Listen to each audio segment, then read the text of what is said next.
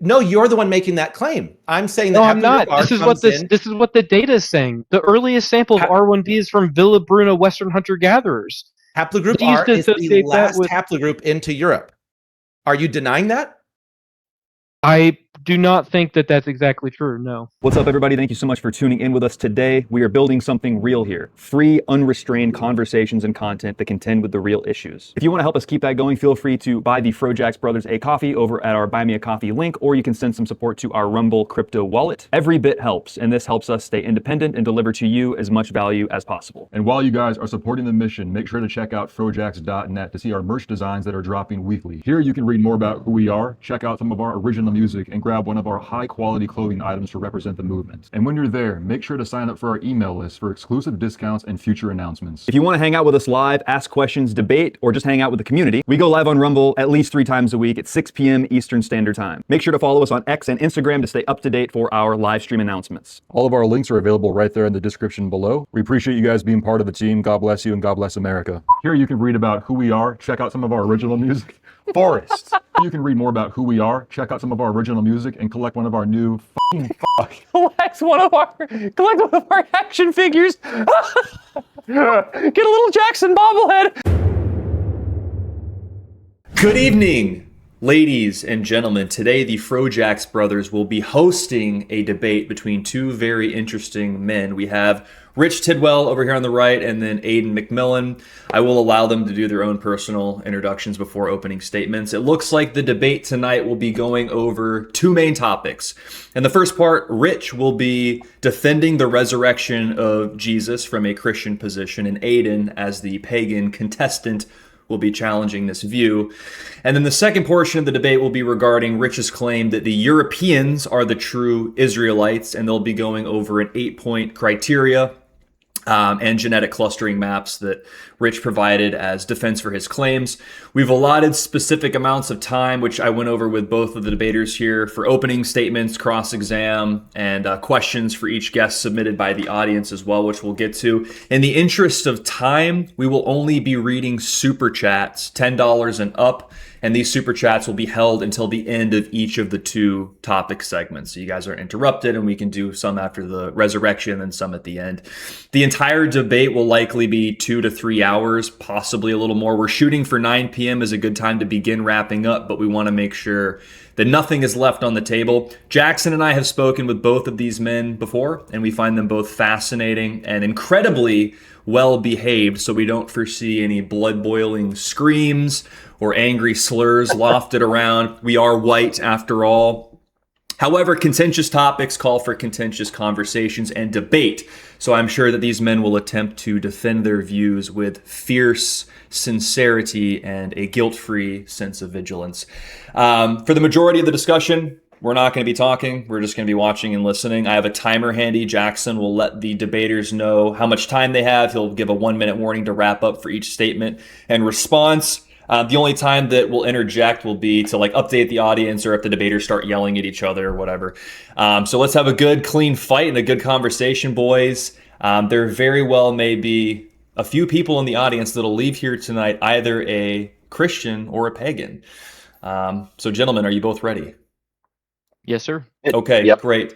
So before opening statements, could I please have each of you give a quick 30-second to a minute intro, who you are, why you're here, what you're here to represent. Rich, we can start with you if you'd like. Sure. Yep. My name is Rich Tidwell. I am essentially a YouTube pastor at this point, although we do meet in person as well. Been in ministry for a long time, been a Christian for over 2 decades.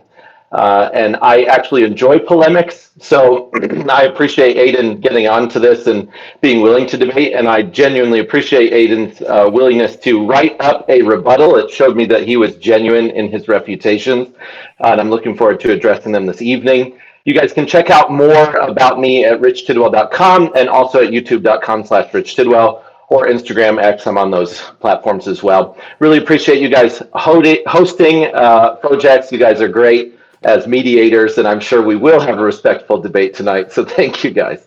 Great. And real quick, Aodhan, before you go, Rich, I see you got a mic in front of you. I don't believe the audio we're receiving is coming from that mic. It's not really bad, so if it stays that way the whole time, no big deal. Just letting you know it doesn't sound as crystal clear as the mic looks like it should be. Oh, I see why. You see it? Thank Okay. you for telling me. Yeah, I should be able to. Oh, How's yeah. that? Oh, yeah. That's just much better. Crisp. Okay, Aodhan, please go ahead, sir. Hi, my name is Aodhan MacMhaolain. I'm a folk builder with the Austin Folk Assembly. We are the oldest and most prolific heathen group that exists in America and in the Northwest. And I've been doing this for like maybe 5 years, specifically folk building for 2.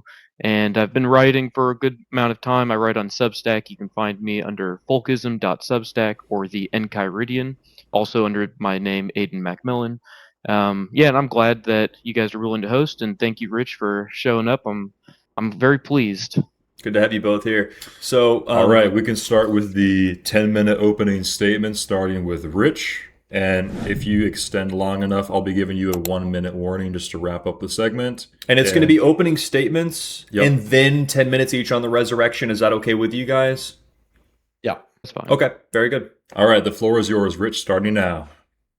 All right, so my opening is for the case for the resurrection of Jesus Christ. And in context, we put together this debate because we are debating the 8 criteria for who ethnic Israel is. That's my study. Aodhan has responded to that, and I appreciate that. But we're starting with the resurrection of Jesus. The reason why is because ethnic Israel matters because of its claims about the Messiah, and the Messiah being Jesus Christ and his resurrection. So if he resurrected, everything he said matters, and his ancestry matters. If he didn't resurrect, then really nothing he said matters because he was a liar or a lunatic, but not Lord. And so we are hinging this entire debate on the resurrection of Jesus Christ, and then as a result, ethnic Israel matters. Here are my primary evidences for the resurrection of Jesus Christ. Just in brief.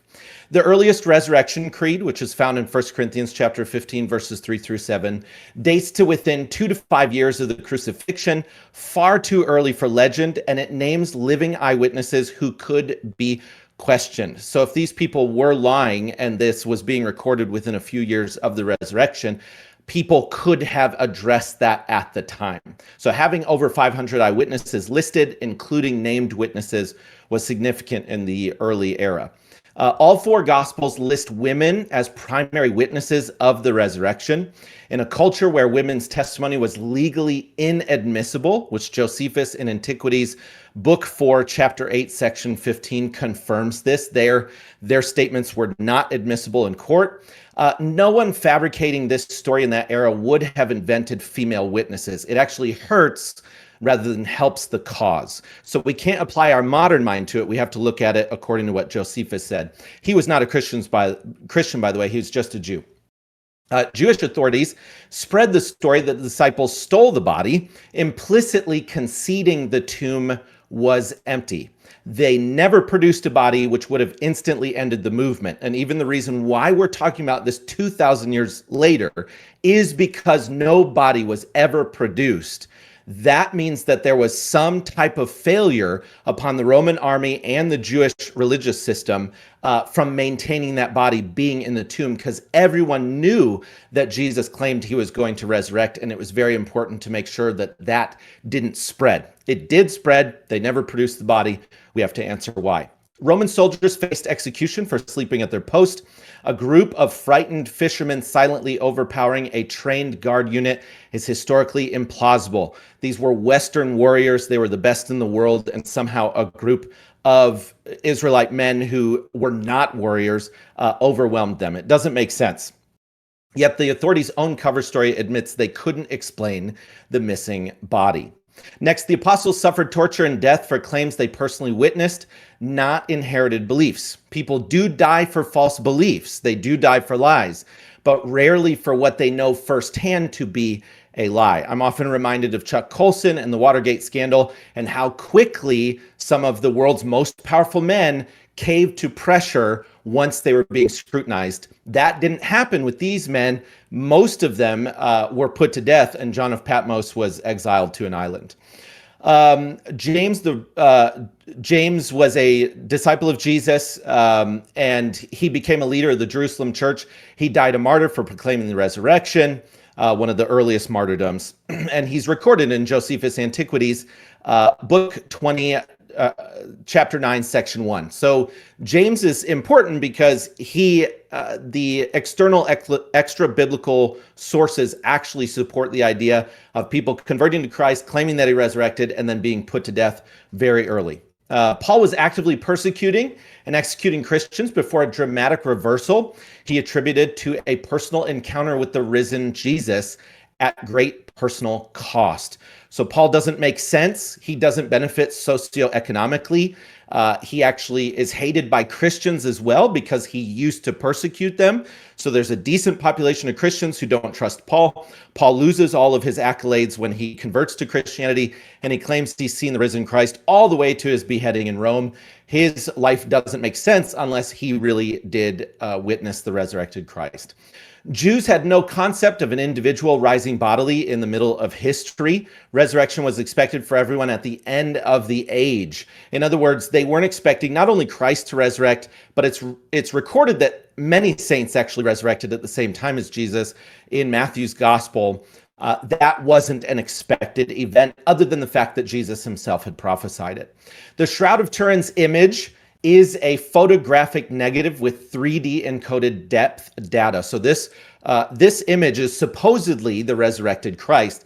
Here's why I believe that it's very possible it is him, is because it's a photographic negative. The surface coloration is only 200 nanometers deep, and blood chemistry consistent with real wounds is found, including the separation of serum and blood, which is exactly what the Bible records. Water and blood came out of his piercing by the spear. That's on this shroud. There's also wrist crucifixion and, like I said, the post-mortem serum separation. We'll also talk about there is a number of pollens and other indicators on the shroud itself that indicate it is authentic from Jerusalem from the first century. Hallucinations are individual experiences. Clinical psychology has no category for 500 people sharing the same vision simultaneously, as we see in 1 Corinthians chapter 15, verse 6. Nor would Jews interpret such a vision as a bodily resurrection, a concept they had no expectation of for a single individual. So in other words, we don't have a way to explain the masses of people that said they saw the resurrected Jesus in these early times. And then the resurrection was proclaimed in Jerusalem among hostile witnesses weeks after the crucifixion. If the tomb had a body, skeptics were right there to expose it. You had the government and the religious institutions who wanted to stop this from spreading, and in fact spent 300 years persecuting Christians, not just the initial witnesses who said they saw the resurrected Christ, but all the people like myself who have claimed that they've encountered Jesus since then were being persecuted for those first 300 years very heavily under Nero and other Caesars. The movement could not have survived in that city if the claims were fabricated. Those are my primary arguments for the resurrection, and I'll address my arguments for the 8 criteria for who ethnic Israel is later in the debate. Thank you very much. All right, Aodhan, you are now free to make your 10-minute opening statement, and if you reach that, I'll give you a 1-minute warning. Go ahead and begin. Yeah, so I actually didn't think that it was going to be an opening statement directly on the resurrection, so I have a slightly different thing prepared, but I'll respond to some of the things that Rich said. He gave me enough time. Sure. So just as a prelude, I should explain why this debate's important to me. I was Christian identity briefly before discovering Bronze and Stone Age studies. I had been raised Presbyterian before that, and I briefly became CI after I became aware of the Jewish question. And the logical conclusions for a pro-white Christian is to then deny the chosen status of modern Jews, since they're clearly so heinous, and affirm the divine nature of white people. This leads some people into British Israelism and other CI theories, which allows for them to view the true chosen people as white people, while denouncing modern Jews as imposters. Basically, CI to me is a coping mechanism that allows for white Christians to retain faith in the Bible, even when faced with glaring crimes done by modern Jews. It's a historical view, though. Later when we get into the criterion, I'll explain why. But to address Rich's main point, which is a very clever thing to do, is to want to debate the resurrection of Christ, because in his own words, if the resurrection happened, then we have to trust everything else in the Bible. I don't really think that stands to reason, though. I mean, if it happened, that doesn't mean that I have to trust some ancient Old Testament prophecy, even if it relates to the resurrection, none of that really is that relevant to the debate itself, which is the genetic and racial and ethnic origins and existence of this supposed European Israelite groups. So it's really not that relevant, but it is a good thing to do because then it makes me have to debate the resurrection, which I'm a pagan. I don't actually care about the resurrection one way or the other. I don't believe that it's fake. I don't believe that it's some sort of fake history that was written. I don't know if it's religion. It's not really my interest. I don't really care about it one way or the other. It's like if someone from Somalia said, "Oh, 2,000 years ago, some chieftain did this," I'd say, "Cool, awesome, more power to you." But it is interesting though because I think that the to me, if I were really to give my direct answer of what I think the New Testament resurrection is, it's myth. But myth isn't fake. That's not what myth means. That's just the modern colloquial term that we use for like fantasy and things like that. But the etymology of myth just means discourse. So myth is just a discourse between the immaterial and material realm. Largely, it's a way for the spiritual realm to interface using symbolic language, divine symbols. It's a way for these spiritual realms to interact with the material realm. And it's obvious looking at the myth of Europe, looking at the myths of Asia, looking at the myths of the Levant, like Israel. Very obvious that different spiritual realms are interacting with these peoples. And that's why the myths are so different. And so for me, I wouldn't necessarily say that the resurrection is fake or something. I'm not Adam Green. I don't believe in like he calls it the mythic Jesus. But that's because he's using the modern colloquial term for myth, meaning fake. But that's not what I think that myth is. Myth is not real history. It's not made up fake nonsense, but it's not real history. And this brings me kind of to my contention with some of the things that Rich was saying. The myths of the Bible descend from very ancient Semitic myths, but that's not really how. That's not really how the Bible is presented. It doesn't present itself as myth. It presents itself using a historiographical framework. It tries to historicize these myths. This is something that you don't really see with other religions. They don't really do this. Of course, you can find literalists in all religions, and that's basically what Christians and many Jews and Arabs do with their religions. And that's a trait that they get from being Semites. That's a way that they interact and interface with their myths. It's a historicizing nature.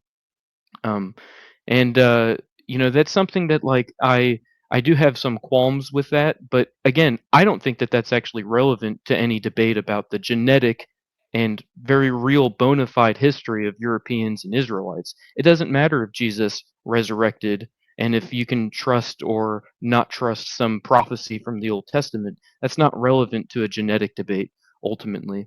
So I don't really have much more to say beyond from some nitpicks about some things that Rich had said. Like for example, the all of the studies on the Shroud of Turin, Turinology. There's another term for it as well, because it's a massive field where Christian scientists have come to try to prove that the Shroud of Turin is truly the shroud that was wrapped around Jesus after his crucifixion. But a lot of those studies, number one, haven't been peer reviewed properly. Most of them have already been debunked. There's a large amount of studies out to go against the Turinology, the studies around the Shroud of Turin.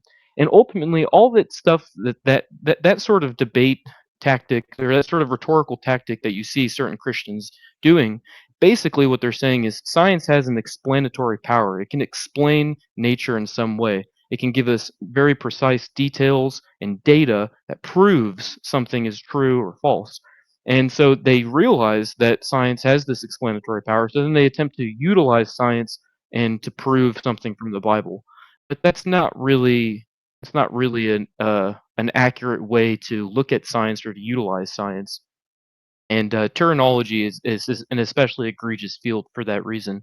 It's filled to the brim with bad science.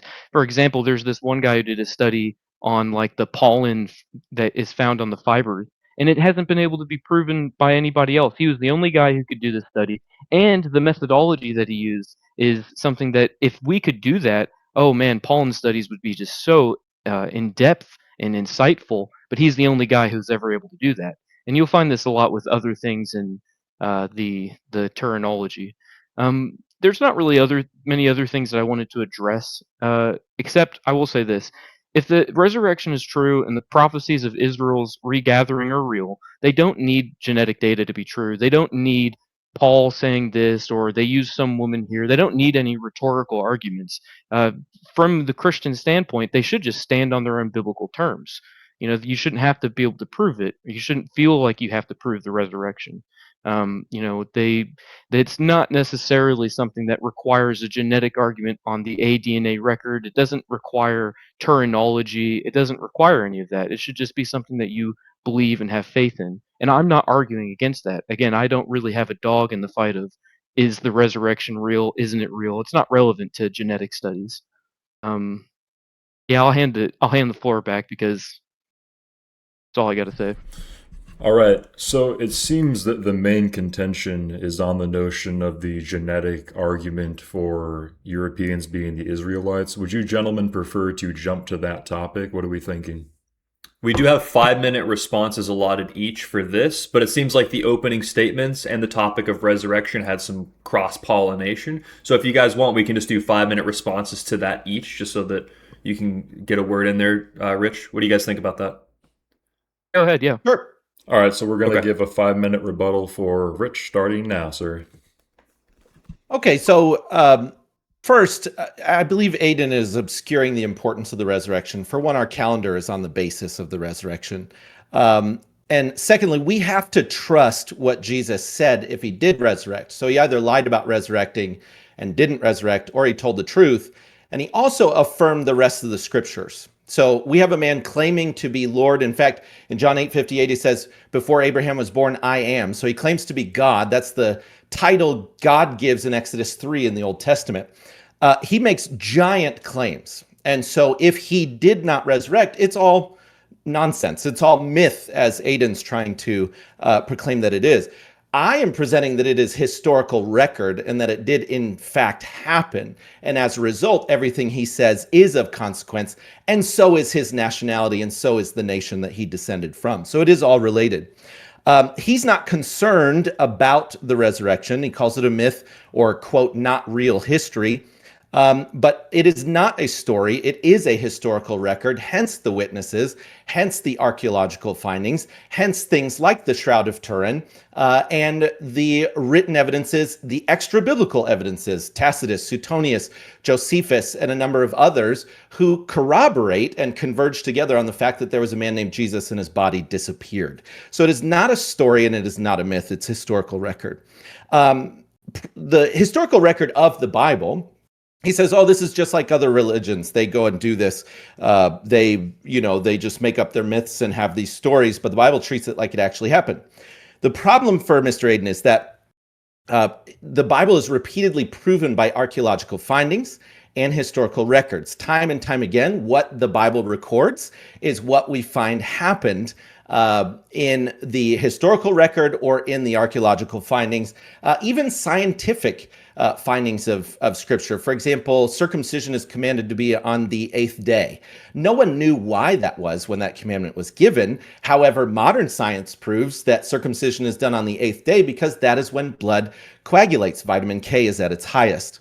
So it is, time and time again, a historical record. It is an actual order of events, and it is proven to be true time and time again. The Shroud of Turin, or as he's called it, Turinology, is debated. I completely concede on that. However, there are a number of tests that have been done on the shroud by a number of different people, hardly just the pollen test. But again, it is an ancient artifact, so it's not constantly under examination. It's actually typically being kept in a safe place so that it's not deteriorating further.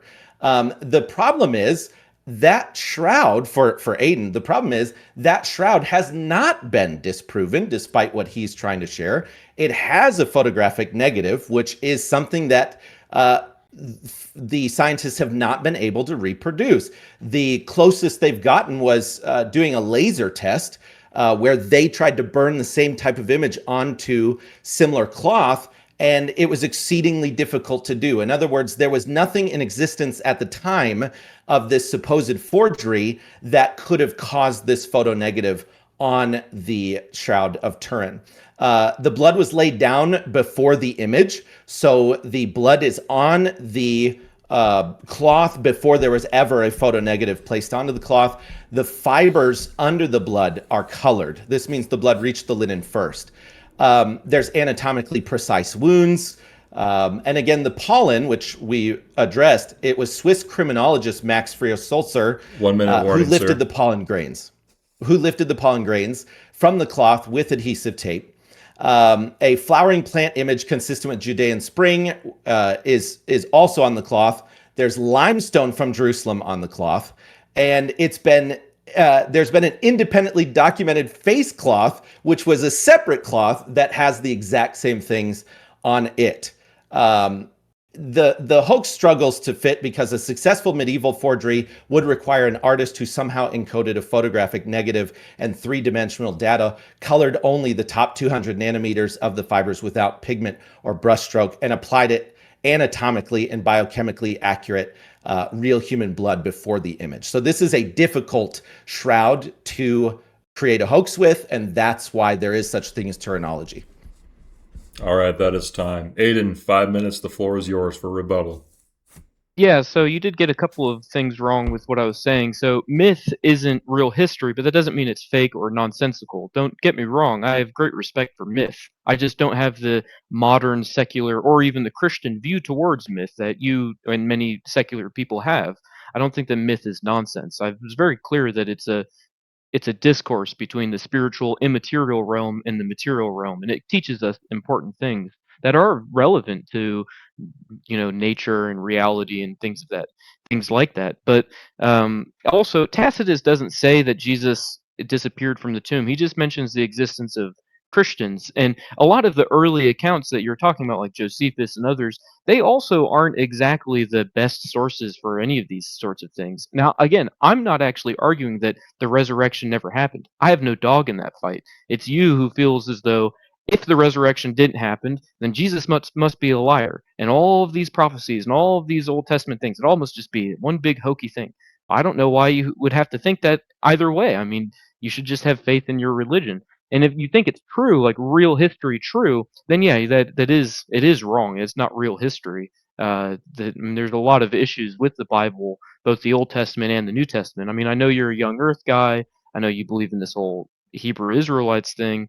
There's a lot of things that you believe in that you extrapolate from the Bible that aren't actually relevant to archaeology, linguistics, like the whole Tower of Babel thing.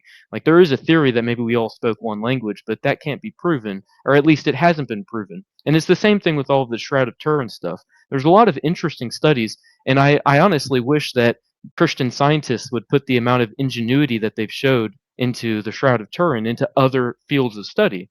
But again, I mean, they've done things that they're not able to be replicated. And the things that they do bring up, there are mainstream secular reasons for why that didn't convince tons of people that that's the shroud that was wrapped up around Jesus after the crucifixion. But you, again, because of your worldview, you have to affirm that these sorts of things are real. And you know that science is a very powerful way to do that. So you're attempting to use science to prove biblical things. None of it's relevant. I mean, even if the Shroud of Turin wasn't a hoax, which I never said that it was a hoax, even if it wasn't a hoax, it doesn't prove anything about the Bible or Jesus or the Old Testament. It's just a very interesting thing that probably requires more study.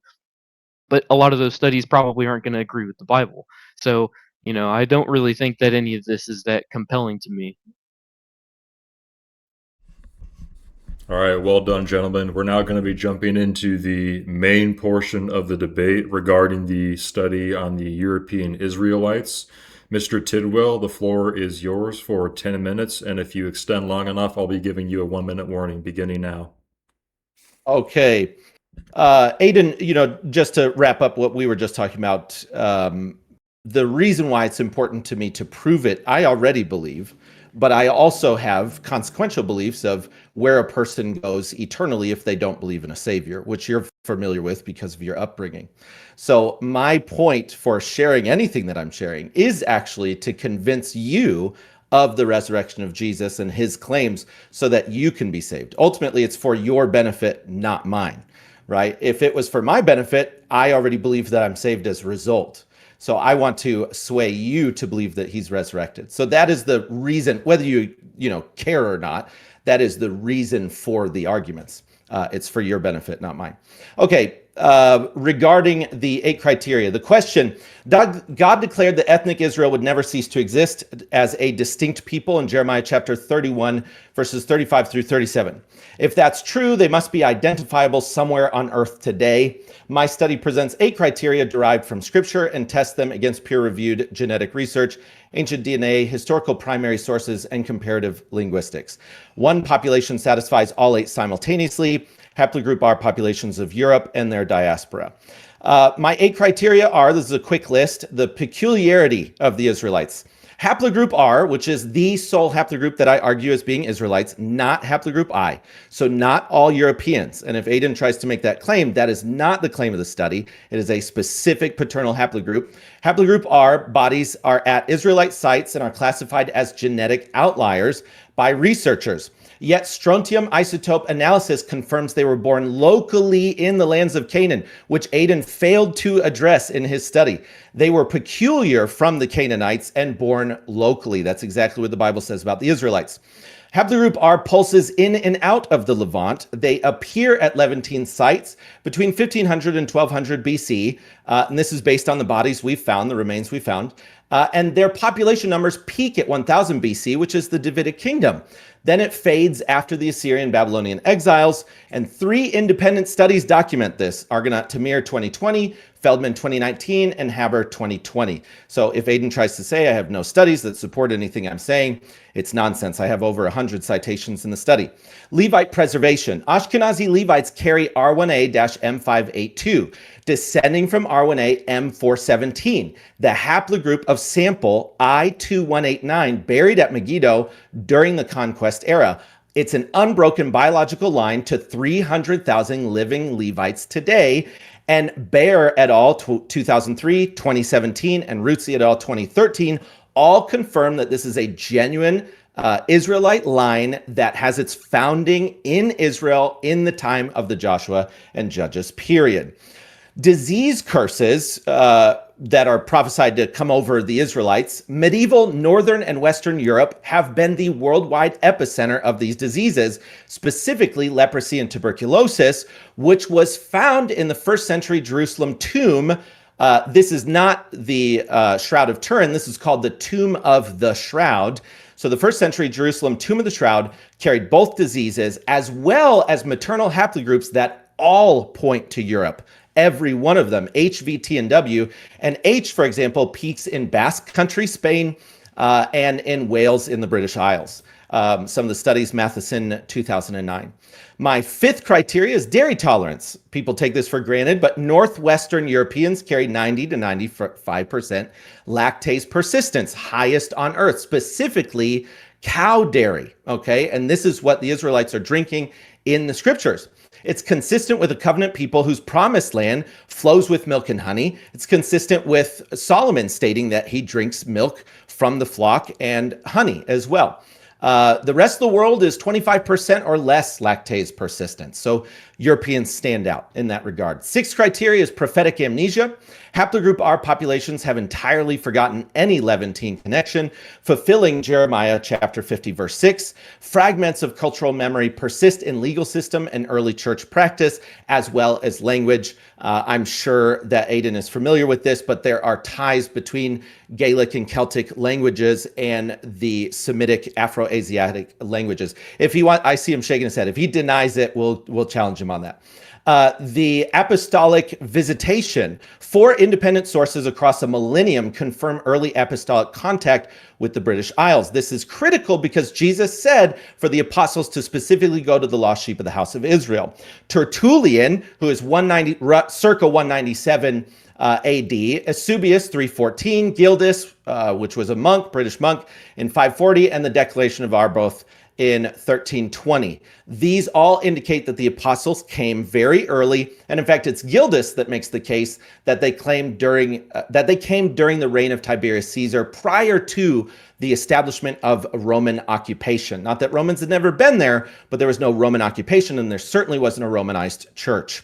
And then the eighth criteria, north and ends of the earth, is where the Israelites are prophesied to be. Haplogroup R dominates every region the prophets described for Israel's last days. Europe, Russia, and the colonial world, including South America, South Africa, Australia, and New Zealand, all possess and are dominated by haplogroup R, which is the haplogroup that I'm arguing for. Also, the study concludes with a PCA chart from Lazaridis et al., published in Nature, and it shows 12 genetically distinct but closely related European populations clustering together, and the Ashkenazi positioned outside the European circle, which is exactly where we would expect the Edomites to be as a result of Canaanite admixture in their autosomal DNA. My opponent mentions this chart in his article. He never directly addresses it. This is not a Christian study. This is a secular study revealing 12 genetic pools among the Europeans. My opponent's central claim is that haplogroup R arrived in Europe via the Bell Breakers 2450 BC before Abraham left Ur. That's fine. That's his argument. The date rests entirely on radiocarbon calibration, a method with documented peer-reviewed limitations that compound with age, which I intend to press Aodhan on throughout this debate. I will address this directly. Aodhan, I again appreciate your responses, and it's nothing personal. However, I do not believe that you addressed my study adequately, and I'm looking forward to correcting the assumptions that you made. Thank you very much. All right, thank you for that. We're now going to be jumping into a 10-minute response from Aodhan, and then after that segment, we're going to be allotting 5 minutes per each of the 8 criteria. So 10 minutes for the floor for you, Aodhan, beginning now. Yeah, so a couple of things. Rich will say that he's specifically arguing that haplogroup R is the ancient Israelites, but then he'll go on at the very end. He mentioned that PCA chart, which shows 12 distinct tribes, which he's obviously insinuating that these are the lost tribes of Israel, not just ones that are descended from haplogroup R, because not all of those distinct European groups descend from haplogroup R. So he is kind of insinuating that peoples who are associated with Europe are the lost tribes of Israel. He'll probably narrow that down into British Israelism, or maybe like the Spartans or something. But he does, just to be fair, Rich, you are making the claim that haplogroup I specifically represents some sort of non-Hebrew European group of people. As that is something that you do mention, but with that PCA chart, you are insinuating that all of those 12 tribes or the lost tribes are represented by this PCA chart, but we'll get into the PCA stuff later.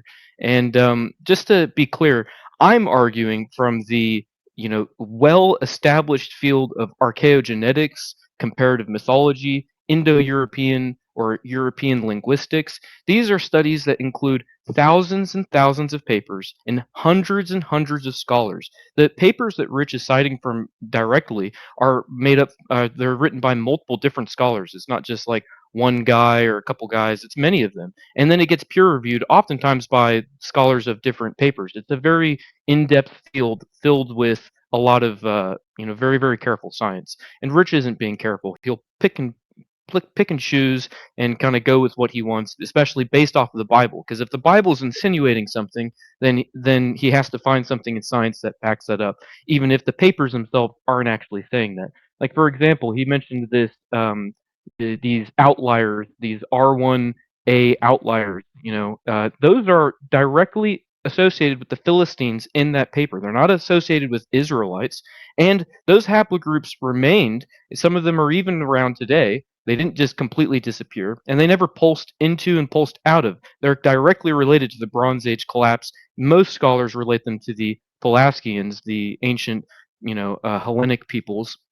And most scholars also are very keen to be careful about what they call downstream subclade research. And so a lot of the claims that Rich is making are all based on a very faulty view of haplogroups. Basically, if you can find R1A in Israel and you can find R1A in Europe, they must be the same people. Well, that's not the case. And that's because haplogroup R, haplogroup R1B, R1A, haplogroups I and J, these are incredibly ancient haplogroups. And Rich will just say, no, they're not, because you can't trust radiocarbon dating.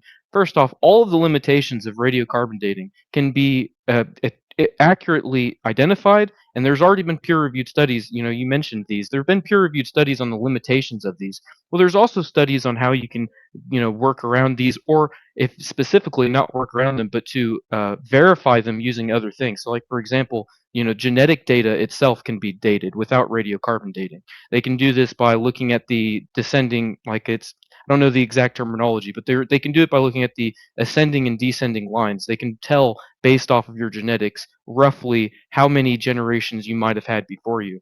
And of course, the further back you go, the hazier it gets. But I'm not really interested in arguing about human origins or something. I don't think science can prove that. Like the FroJax brothers, I have some questions with out of Africa, and I'm sure that Rich also has some, issues with it. So I'm not necessarily arguing that we can go back, hundreds and hundreds of thousands of years and millions of years, but we can definitely be quite certain when it's 40,000 years, even 100,000 years. I'm quite certain that that's true, and that's because of the vast amount of data that we have on hand for any of these things. And so when it comes to these haplogroups, we know for a fact that these haplogroups are way more ancient than what Rich is insinuating. They don't line up with the biblical narrative whatsoever. There's a reason why you can find R1A associated with Philistines who settled into Israel and got absorbed into the Israelite population. That's something that we can very clearly understand and explain. Just to give some background for the audience, the oldest sample with haplogroup R is from the 24,000-year-old Paleolithic, that's the early Stone Age Malta boy from Siberia. The oldest sample with R1b is from the 14,000-year-old Epigravidian Villabruna sample, a Western hunter-gatherer. All Europeans today carry some level of Western hunter-gatherer DNA. And the oldest sample with R1a is from the 12,000-year-old Peshenitsa burial in Russia of a Mesolithic hunter-gatherer.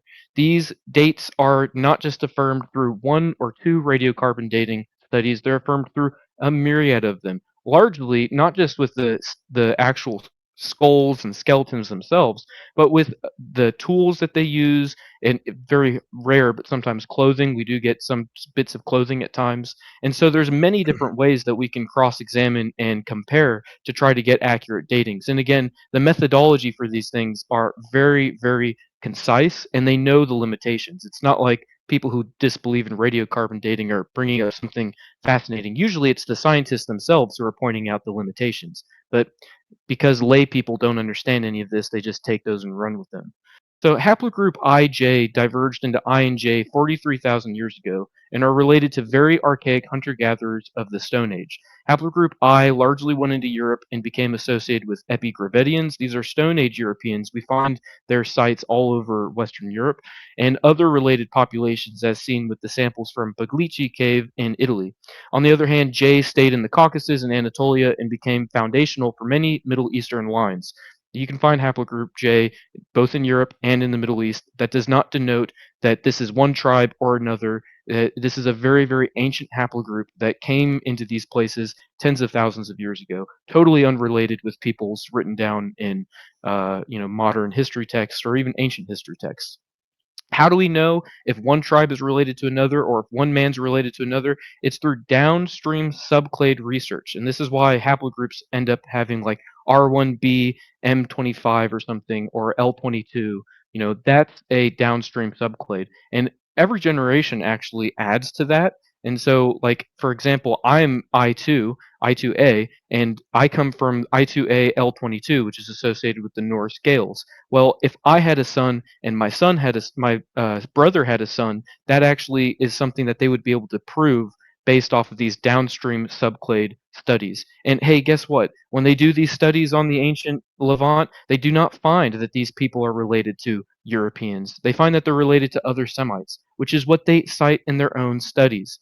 So I just think that a lot of what Rich is saying is kind of, it's something that laymen do. I did this when I was first looking into genetic studies. I did not understand the complexity of it all. And I think I'm kind of probably nearing my time, so I'll bring up the PCA stuff as a final note. You can vector PCA charts in a number of ways. I've got 3 of them pulled up. I don't know if I can do screen shares, but maybe I'll do that in a little bit. But these PCA charts, they show genetic relation or distance, and you can actually, there's a 3D model that I saw that was super complex. It was like rotating around, and it showed people on one vector going this way, another vector going this way, and then it showed relation to all the peoples of the earth. There's way more than just 12 distinct groups of Europeans. Depending on how you vector it, there could be 3, there could be 30. Every ethnic group could be shown as being distinct. Different regions within an ethnic group could be shown as being distinct. PCA charts can be incredibly narrow and looking really, really closely at just one nation and show all the distinctions between different towns and families and clans, or they can be really broad and show how closely related Europeans are to Middle Easterners and so on. There's a reason why Ashkenazi Jews plot right in between Europe and the Levant. And hey, guess what? It's really surprising. It's because they've mixed with both groups.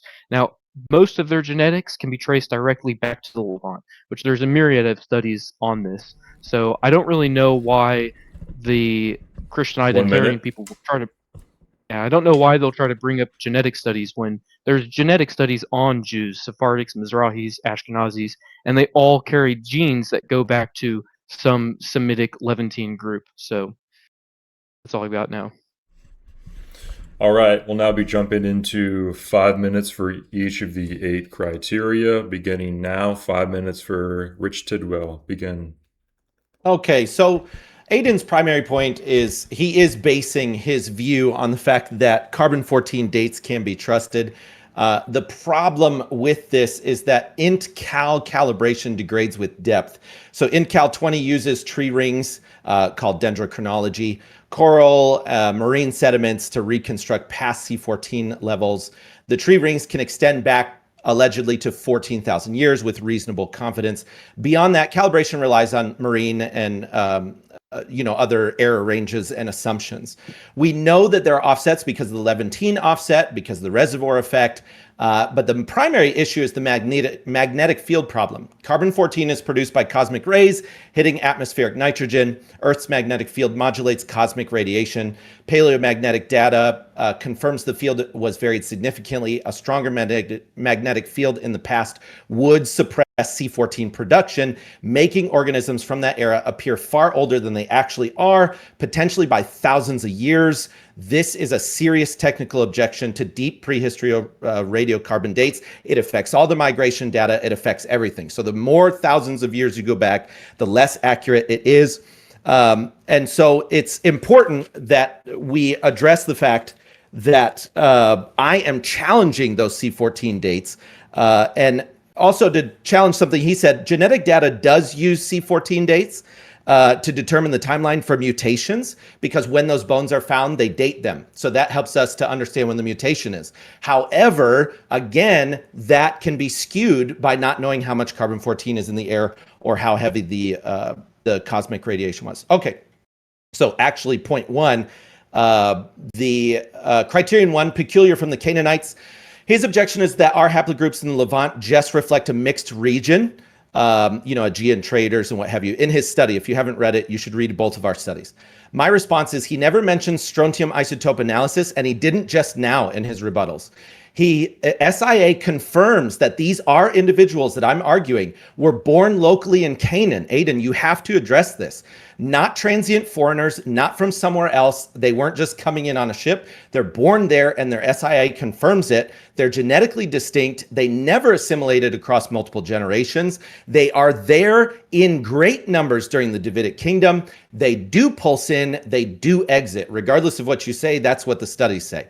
Scripture calls them a peculiar people in Deuteronomy 14:2, and you are correct that I am basing my assessment of the studies on Scripture itself. And my point is the science is actually corroborating and converging together to prove the Scriptures are true. A rebuttal that ignores the central evidence is not a rebuttal, Aodhan. You have to address the strontium isotope analysis and the fact that C14 dating cannot be trusted the further back we go. Thank you. All right. 5 minutes for Aodhan. Please begin. Yeah, so scholars already know the problems that come with the inaccurate, sometimes dating of carbon based off of the things that you said. That's something that they identified themselves. That's why we know about this. It wasn't a layman who found this. It was scholars who were finding inconsistencies in their dating. And they've already got methodology to work around it, and mostly to corroborate it with other ways that we can date things. Again, another thing that you said that was interesting is the isotopes. Well, I actually did address that. It was just one sentence because it doesn't matter, and I'll tell you why. It doesn't matter if those samples were born in the Levant.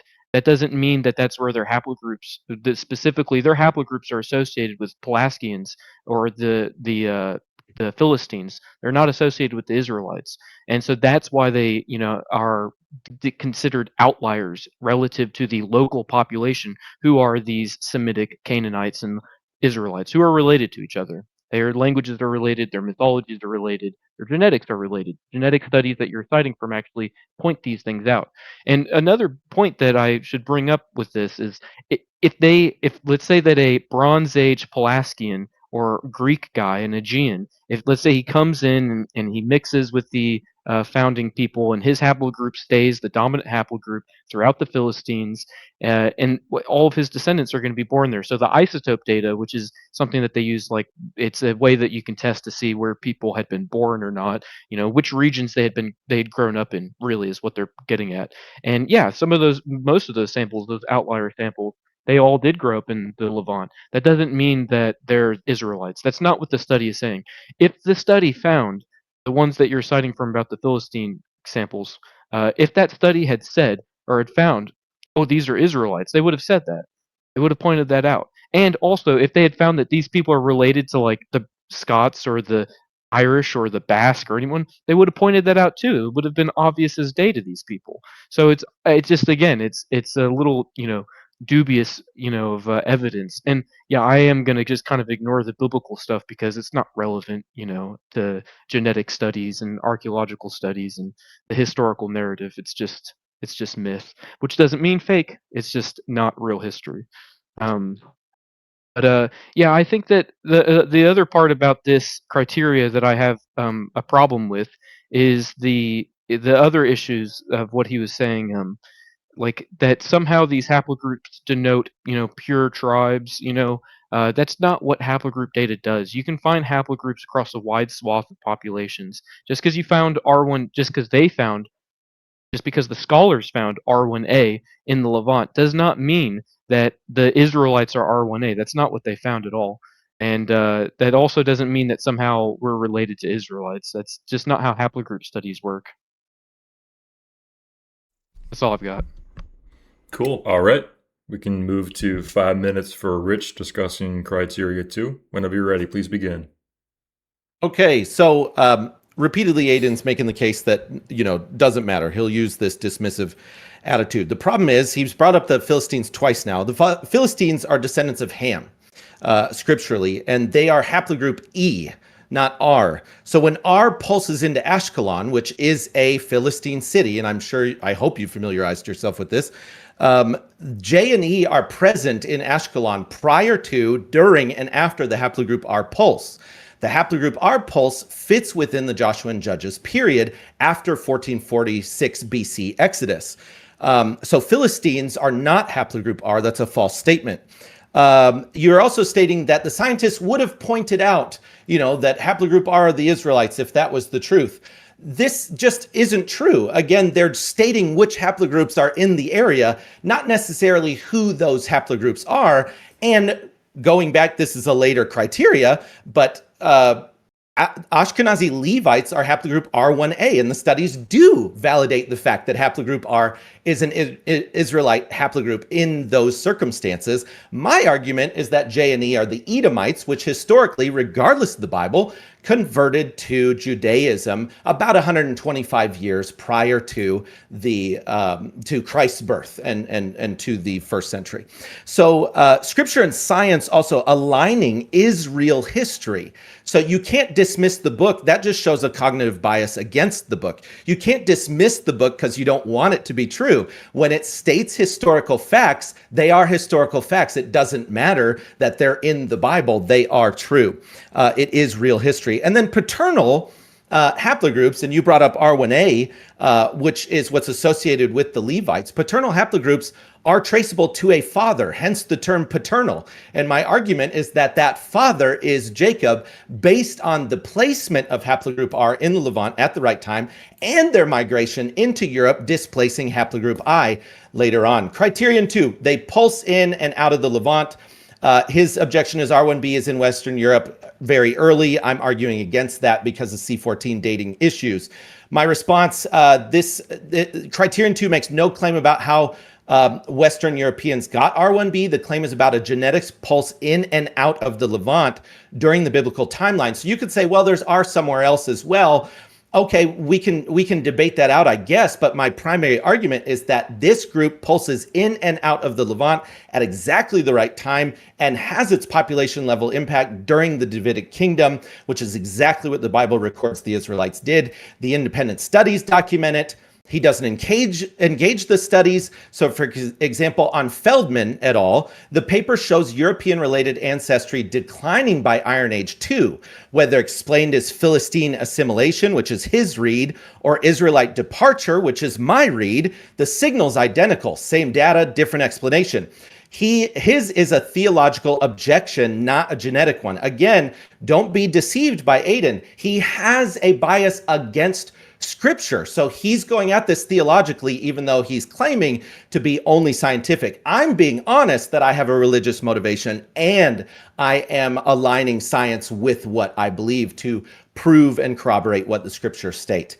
Again, C14, the absolute dates assigned to this pulse are calibration dependent. The relative signal appearance and disappearance is not. So we can argue C14 exact precise dates. They're way more accurate during the Levantine period. I think Aodhan would agree. And as a result, haplogroup is not there. Haplogroup R is not there. J and E is there. And then R pulses in, has a peak during the Davidic kingdom, and then pulses out because of the Assyrian and Babylonian exiles. That's it. Thanks, guys. All right. 5 minutes for Aodhan. Please begin. Well, he did say a lot of stuff there at the beginning, responding to the last 5 minutes, which I'm not going to be able to get into. But you know, I found that to be interesting because there was a lot of things that you said that I would have liked to have responded to. But I'm just going to respond to your second criteria. So specifically, the rise of haplogroups R in Europe, it does predate the rise of haplogroup R in the Levant. You can doubt those dates, but it's not just genetic samples, it's massive amounts of archaeological cultures, which are not mentioned in the Bible, by the way. There's a lot of archaeological cultures associated, not just with haplogroup I, which you're calling some Proto-European, some non-Hebrew European, and also haplogroup R, R1A, R1B. As I said before, R1B, the oldest sample of R is from 2,004-year-old Paleolithic Malta-boy from Siberia. The oldest sample with R1B is the 14,000-year-old Epigravettian Villabruna sample, the Western hunter-gatherers. That's a long time before Israel. So there, even if there was a pulse of R1B or R1A or any haplogroup that you're trying to associate with the Europeans specifically, even if that pulsed into Europe, into Israel, that doesn't mean that that's the specific subclade that all Europeans are descending from. So again, like, we know the subclades of Europeans who carry R1b, R1a, and they do not come from the subclades of Israel. They're totally different, divergent lines.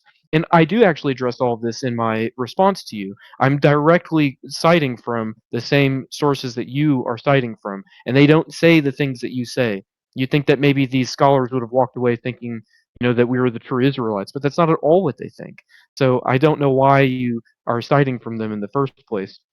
And again, also with the whole thing, I'm interpreting it as if the Philistines are got absorbed into Israel. No, that's what the study found according to the autosomal DNA. The haplogroups might have diminished, but you can still find R1A in the Levant after the fall of the Philistines. You can find it associated with the Hittites, who also carried R1A. You can find it associated with some Egyptian eras who also carried faint amounts. You can find it with the Assyrians who also carried faint amounts. And again, you can find it with the later Levites who left at a later time. And so that doesn't mean anything ultimately. Haplogroup data is not enough to prove genetic relation or even genetic origin. Now, if you go back far enough in time, like when the first sample of R1A is found, yes, you can be able to trace the subclades and you can prove relation and descent to that subclade. But that's thousands of years ago. There's tons and tons of tribes in between that ancient site and the sites that you're attempting to associate with them. And again, that just ignores a vast amount of European history that, like a lot of tribes and a lot of peoples with totally different haplogroups, you're just ignoring all of those because you are focusing just on this R1A, R1B, that's the true Israelites. Well, they don't even find significant amounts of R1B in these studies. They're mostly focusing on R1A. And you would probably say that the R1Bs are Israelites, I would imagine. And so I just don't think that it's a good enough piece of evidence. And again, the pulsing into and exiting out of, that's this is the point that I'm trying to make. It's not relevant because that's not what the studies are finding. That might be what the Bible is insinuating, but that's not what the studies are finding. They would affirm those things. Instead, you find that the Philistines, who are related to Aegean peoples, you can say, well, the Bible says they come from Ham. Okay, cool. That's not the actual genetic and archaeological history of these people. They are a mixture of Hellenic, well, not Hellenic, but they're a mixture of Aegean peoples and Semite Levantine peoples. And they do get absorbed into the population. And their haplogroups do remain in small numbers. So it's really not relevant. Now, I would like for the next one for us to focus on each criteria so that we're not going back and forth right now. We can do that later. Yes, on that note, after we go through each of the criteria and also the PCA maps, if you guys want to get into that, we can do a back and forth where you guys can kind of just let loose and address all these different issues. So we're going to do 5 minutes now for criteria 3 for Mr. Tidwell. Please begin. Okay. So again, even for my other criteria, again, Aodhan's basis is that these older samples of haplogroup R are far before, the story of Israel, and I think he would agree that's his primary argument by tens of thousands of years. By the way, so these bodies that he's citing are very old. The problem with that statement is there's several issues. 3700 BC. Is actually, which it marks the early dynastic period of Sumer and some of the earliest cities, Uruk, Ur, and Eridu. Okay, our studies, there's a study called Spatializing 6,000 Years of Global Urbanization from 37 BC to AD 2000. This study indicates that the earliest we have confirmed cities is 3700 BC. Okay. That again compresses our timeline on cities and people living in groups together. The radiocarbon dating that he continues to bring up, it's not as certain as he's presenting, especially the older the dating gets. So haplogroup R fitting the Israelite signal makes sense when you understand these problems with carbon-14. He's presenting it like there's, just a consensus that C14 is trustworthy at 8,000 years, and it's not. Also, he hasn't addressed the fact that there was a flood, not just recorded in the Bible, but a worldwide flood that buried a massive pre-flood biosphere and slashed the C12 and C14 baseline, and it coincided or triggered a magnetic field change that altered C14 production. So that released vast old carbon from rock, sediment, and volcanic activity into water and air. The INCAL curve, which he's depending on, is built entirely from post-event proxies. It cannot detect a discontinuity it never sampled. So a single pre-flood organism could read as 8,000 BC or far older while actually dating to within the young Earth window and also dating haplogroup R to being much more recent than what Aodhan is claiming. Okay. So for the criteria, the Levite genetic preservation is criterion 3, which we've already brought them up some. He concedes in his study that the Ashkenazi Levite R1A finding is real and genuinely interesting. In other words, that they are genuine Israelites. The time to most recent common ancestor measures when living carriers last shared a common ancestor, not when the lineage originated. An endogamous priestly caste passing through a diaspora bottleneck compresses that timeline regardless of actual antiquity. So the subclade chain, M14 to M582, which he's brought up, he seems to understand subclades, establishes descent, and the time to most recent common ancestor doesn't erase it. So his refutation confirms my thesis. I argue the Levites are the authentic Israelite remnant within modern Judaism. The non-Levite Ashkenazi carry predominantly J and E haplogroups, which existed before, during, and after the haplogroup R pulse in the Levant. And yet we have these 300,000 or so Ashkenazi Levites carrying the R1A signature. And they were buried, to address his R1B claim, they were buried with R1B as well. So there's R1A and R1B both at Megiddo and these Israelite burial sites. He never distinguishes Levite from non-Levite genetics because it would expose the precision of my argument. 1 minute. So the Ashkenazi are J and E. I am claiming that the Levites, due to endogamy, maintained the original signature, while the converts, who were haplogroups J and E, simply became Jews by conversion, and that's corroborated by the fact that the Idumeans were converted by the Hasmonean dynasty in 125 BC by force and became part of Judaism from that point forward, but were not considered real Jews because they weren't paternal descendants of Jacob. Thank you. All right, thank you. 5 minutes for Aodhan. Please begin. Yeah, so I did address all of this in my criteria, and it is interesting, largely because of this founder effect, and the bottleneck that you brought up. That's a pretty rare event to happen in genetic science, and it's really easy for us to use those to then associate different living populations with ancient populations, with which, again, why would we even associate any of these groups together? It's because of the studies and data that these people are pulling out, both with the genetics and with radiocarbon dating. So, I mean, like, you're citing from studies where they use radiocarbon dating often.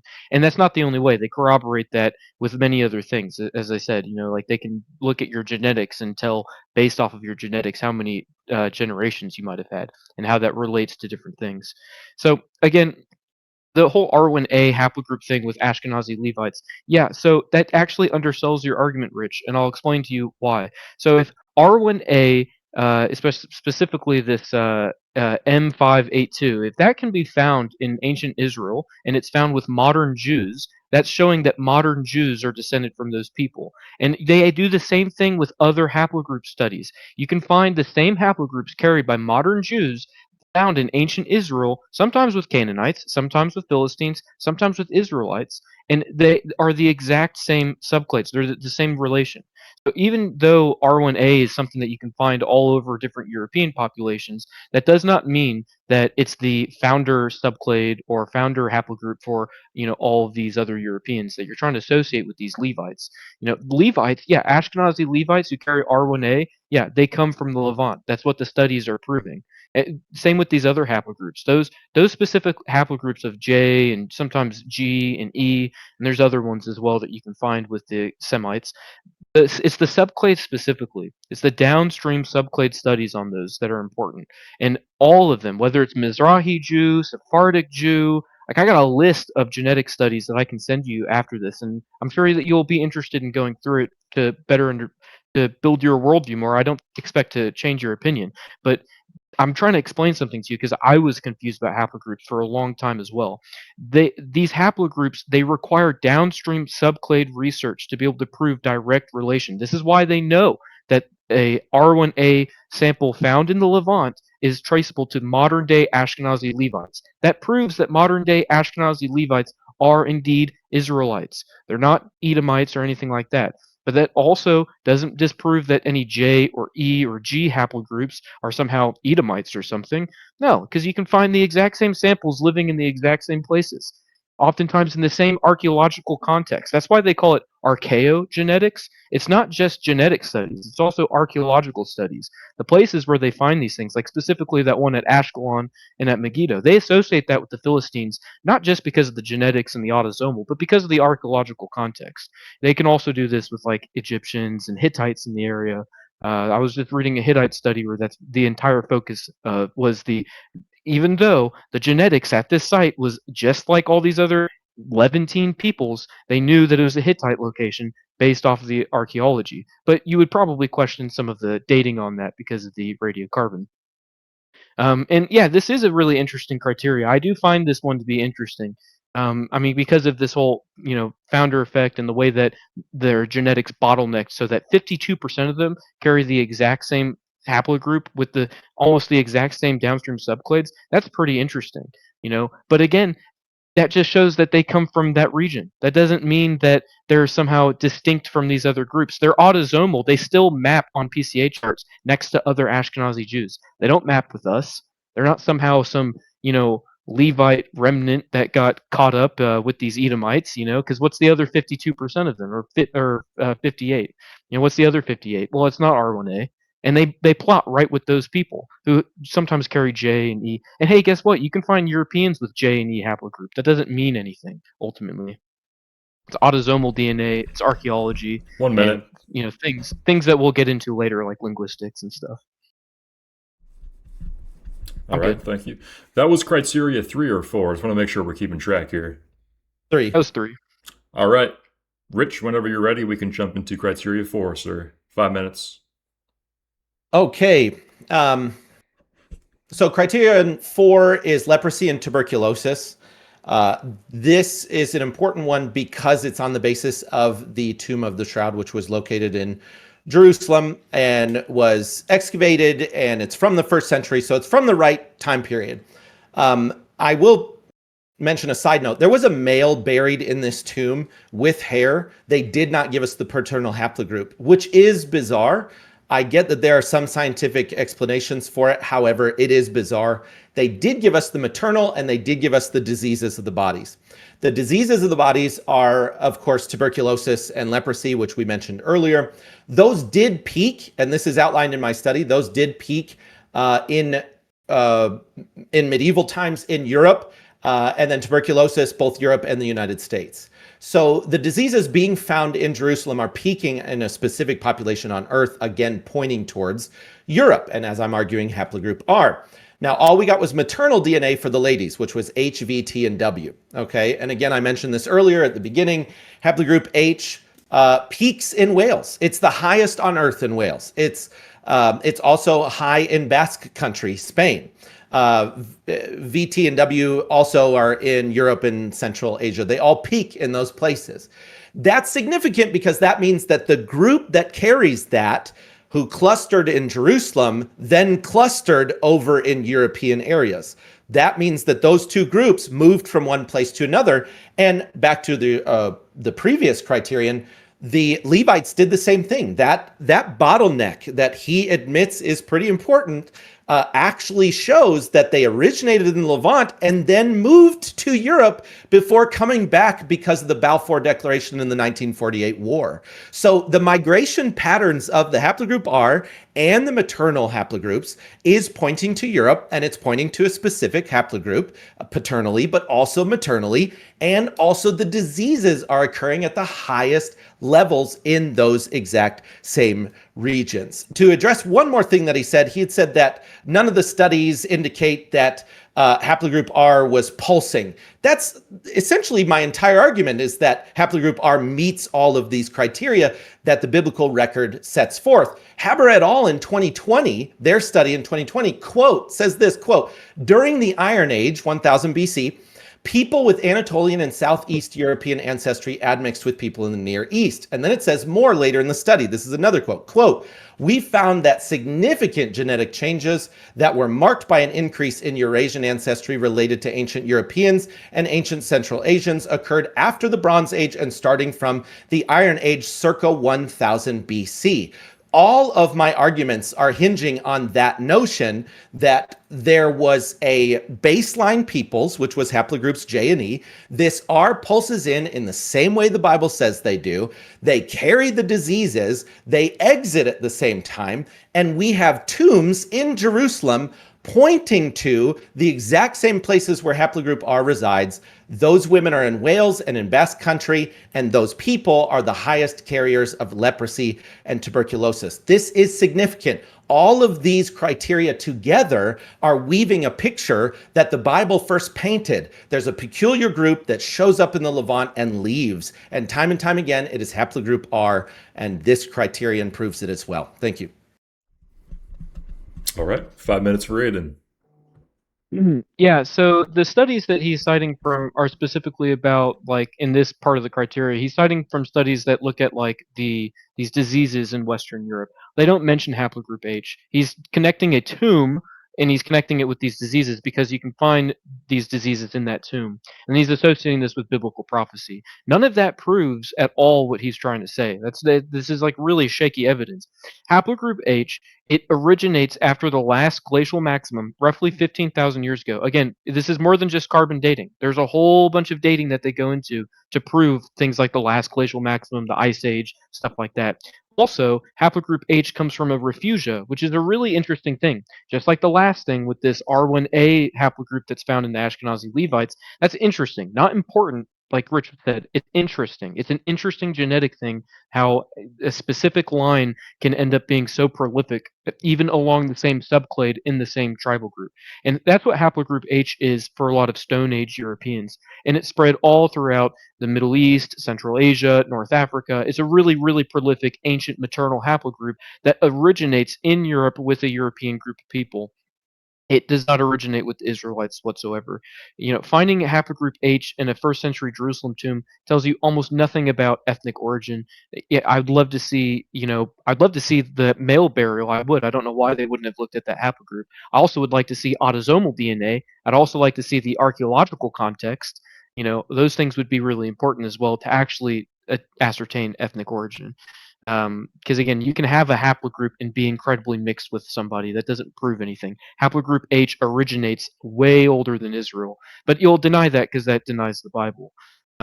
So again, to use an analogy, I use this in my paper, and I think it's really important. If I found the maternal haplogroup A2, which is common amongst Native Americans, and let's say that I found that it had tuberculosis in it, and it was buried in a Roman tomb, that wouldn't somehow prove that the Native Americans are the lost tribe of Israel, which is what he's trying to do with this whole maternal haplogroup H burial at a tomb, and somehow because of the disease prevalence. Yeah, the studies that he's citing from about these diseases don't mention haplogroup H, and other female haplogroups, mtDNA haplogroups, were present in these places, like in Wales and in Spain. Yeah, and they also were affected. That's because these diseases aren't being caused by some sort of curse from the God of Israel. No, no, no. They're being caused by a massive increase of city development and and I don't want to say industrialization because that's not right, but a massive increase of trade with foreign places that already had these diseases. And yeah, Western Europe did get hit pretty hard. Other places got hit hard as well. And there's no proof that one specific haplogroup or female haplogroup were particularly hit worse than others. Because again, like even in Wales, you can find multiple different haplogroups and subclades. So it's really, this criteria doesn't actually prove anything. And I wasn't convinced by it whatsoever. I mean, these diseases pre-exist these places. These diseases come from a different place.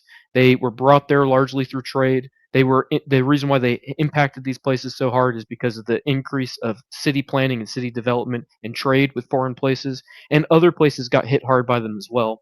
And you can find other haplogroups in these areas. So, associating the disease with some curse from the Bible and then with this tomb, some Roman era tomb in Jerusalem, and saying that that somehow proves that we're Hebrews. I mean, that doesn't even make any sense. That's all I've got for this one. All right. Moving on to criteria 5. 5 minutes for Rich. Please begin, sir. Okay. Real quick, they do mention haplogroup H. Matheson et al. In 2009, you stated that they did not mention haplogroup H. They did. All 4 of those was in Matheson et al., and that's why I included it. H is in Basque Country in Wales, like I said, V in Fennoscandia, T in Eastern European Udmurts, and W in Finland. Also, the diseases were highest in Europe. I never said they didn't occur somewhere else. I said they were highest in Europe. You brought up mutation rates. Those can occur at any time. And again, we've already discussed this repeatedly. In fact, we should have a debate on just carbon dating. They are going to be skewed by the dating of the remains. That's how we're getting those dates. And also, they are assumptions. So I believe you're being intellectually honest. They are assumptions. There is a mathematical assumption on when a mutation occurred. I'm not just using just that mutation. I'm using archaeological historical record as well as these genetic tests, and then of course scripture. Also, please don't let Aodhan, trick you into thinking that he is the one who doesn't have a religious bias. Being a pagan and believing in the gods that he has, he does have a vested interest in disproving Christianity so that his gods are real. He has a bias against my study before he even reads it. So please don't be deceived by that. I'm simply being honest that I believe Jesus is Lord and is God over all, and he is acting like he's purely science. Criterion 5 is dairy tolerance. His objection was that lactase persistence developed in European steppe populations thousands of years before any Israelite migration. That again goes back to arguing over C14. My response is that he's correct that the mutation was under selection in steppe populations according to the science that says, oh, our carbon is accurate. That would be before biblical timelines, but modern science doesn't actually account for the flood narrative and the changes to carbon levels as a result of the flood. And the flood is not just a biblically recorded event. If he wants to press me on that, we can talk about, who has recorded it as well. The criterion also does not require Europeans received lactase persistence from Israelites. It requires that the population satisfying all 8 criteria possesses the highest lactase persistence on earth, consistent with a pastoral covenant people. In other words, the population has to satisfy this. They have to be lactase persistent or tolerant. The truth is, and I hope, Aodhan, you'll at least concede to this, Europeans are the highest with a 90% and up lactase persistent, and the rest of the world is 25% or less. And so if we're looking for people that drink milk according to the Bible, there's one population that can fit that. That doesn't mean every haplogroup within that population. Again, I'm not arguing all Europeans are Israelites, but I do believe that the evidence points to haplogroup R over and over. And yes, haplogroup R has a high dairy tolerance. If the Proto-Israelite lineage shared deep ancestry with steppe pastoralists, R from the Shemite pool, high dairy tolerance is a heritage trait. Now, I would argue, that haplogroup I, which are the indigenous Europeans, also have a high tolerance because they're also Shemitic. So I do not believe they're descendants of Jacob. I do believe they're descendants of Shem, which goes back to one of my foundational beliefs that there's 3 genetic pools on Earth primarily, and science does show this, and that they all correlate to the 3 sons of Noah. So I and J and R, I would expect them to have some level of dairy tolerance, and R, being the Israelite, to have the highest of that trait. Abraham came from Ur, proximate to steppe ancestral populations. So Abraham's people, the Shemitic people that I'm mentioning, they come from Ur and from the Anatolian region and area. That's exactly where the Abrahamic peoples are supposed to come from, which actually is corroborated by the fact that haplogroup I and J are sibling subclades. They're not just kind of related, they're sibling subclades, and R is a later genetic mutation. So this criterion carries less independent weight than 1 through 3, but it's convergent, not standalone. And I appreciate my time. Thank you, Aodhan. Thank you, everybody. All right, 5 minutes for Aodhan. Real quick, Aodhan, before you go, anybody that is on Rumble and YouTube, if you could give us a quick like. If you don't have an account, go ahead and make one. Give us a quick like, and back to Thanks for watching. Yes, back to the show. Whenever you're ready. So, Rich, you do say a lot of things about the prior one, and you do kind of jump ahead rather than just sticking to it. So I can't respond to everything that you said, but just one of the first things that you said was that that the haplogroup H is mentioned in those studies. I was specifically talking about the studies on the diseases like Schunemann et al. And Inskip et al., where it doesn't mention haplogroup H was particularly affected, or it doesn't even mention haplogroups being particularly affected. So, yeah, maybe haplogroup H was mentioned in another study you cited, but not the ones that I mentioned in my paper, which is also what I was responding to in your paper. So again, with the Israel must have a high dairy tolerance. Okay, so I did find this one to be really funny because yeah, Europeans are the highest dairy tolerant people in the world. We know that. That's a really common meme, both in the pro-white scene and also in Indo-European studies. Why? Because it's in the steppe, not near in Mesopotamia in the Middle East. No, but on the Pontic-Caspian steppe in Ukraine, in Europe. That's where that group, that people, that founding stock of R1b, R1a peoples, also some I, also some other haplogroups. That's where those people originated from, and that's where this you get the beginning of pastoralism, which is where they start to raise cattle specifically. Other groups had already been raising goats and stuff. That's not relevant to this specific gene and the persistence of lactate specifically.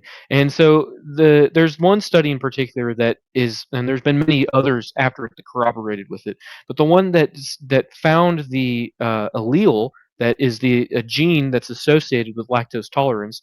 It's the CT13910 allele.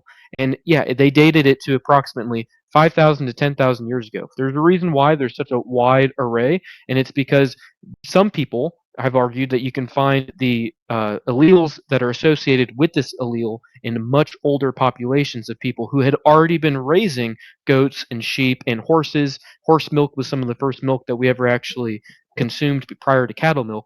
But it wasn't until around 5,000 years ago that you get these pastoralist people on the steppe who were really focused on cattle herding. And these people were the biggest cattle herders in the world. Nothing that you see in Israel, nothing that you see in Mesopotamia. They did have cattle at a certain point. That's because they, ended up getting these lines later on. And with horses, these people are also associated with the spread of horse breeding, chariot riding, things of that nature. Like the first chariots aren't found in the Middle East. Those are the most ancient source material on writing that we can find. The first chariots you find with these pastoralist Indo-Europeans, Proto-Indo-Europeans like the Yamnaya, the Strubnaya, Stredny Stog, and other related descendant cultures. Israel is not one of those descendant cultures. They do not share the same subclades of the haplogroups associated with those people. They do not have the same archaeological record. And so ultimately, this is another weak and shaky argument because, yeah, you can find this gene. You can find this gene, this allele. You can find that outside of the pastoralists. This happens through genetic drift. This is where, because of mixing, like say I go and I live with a bunch of Africans, it's possible that after 1,000 years, my genes become dominant, especially positive genes that code for things that are really useful, like drinking milk, and that's why you can find varying levels of this gene across the world. I also do want to point out there are other genes associated with lactose tolerance in other parts of the world. It's not just this specific allele, but this allele is the one that originated on the Pontic-Caspian steppe with the Proto-Indo-Europeans, not in not in Israel. And again, the ancient Israelites are not, like, especially like the ancient Levantine peoples associated with the Israelites, they're not particularly high in lactose tolerance. It is Europeans who have that.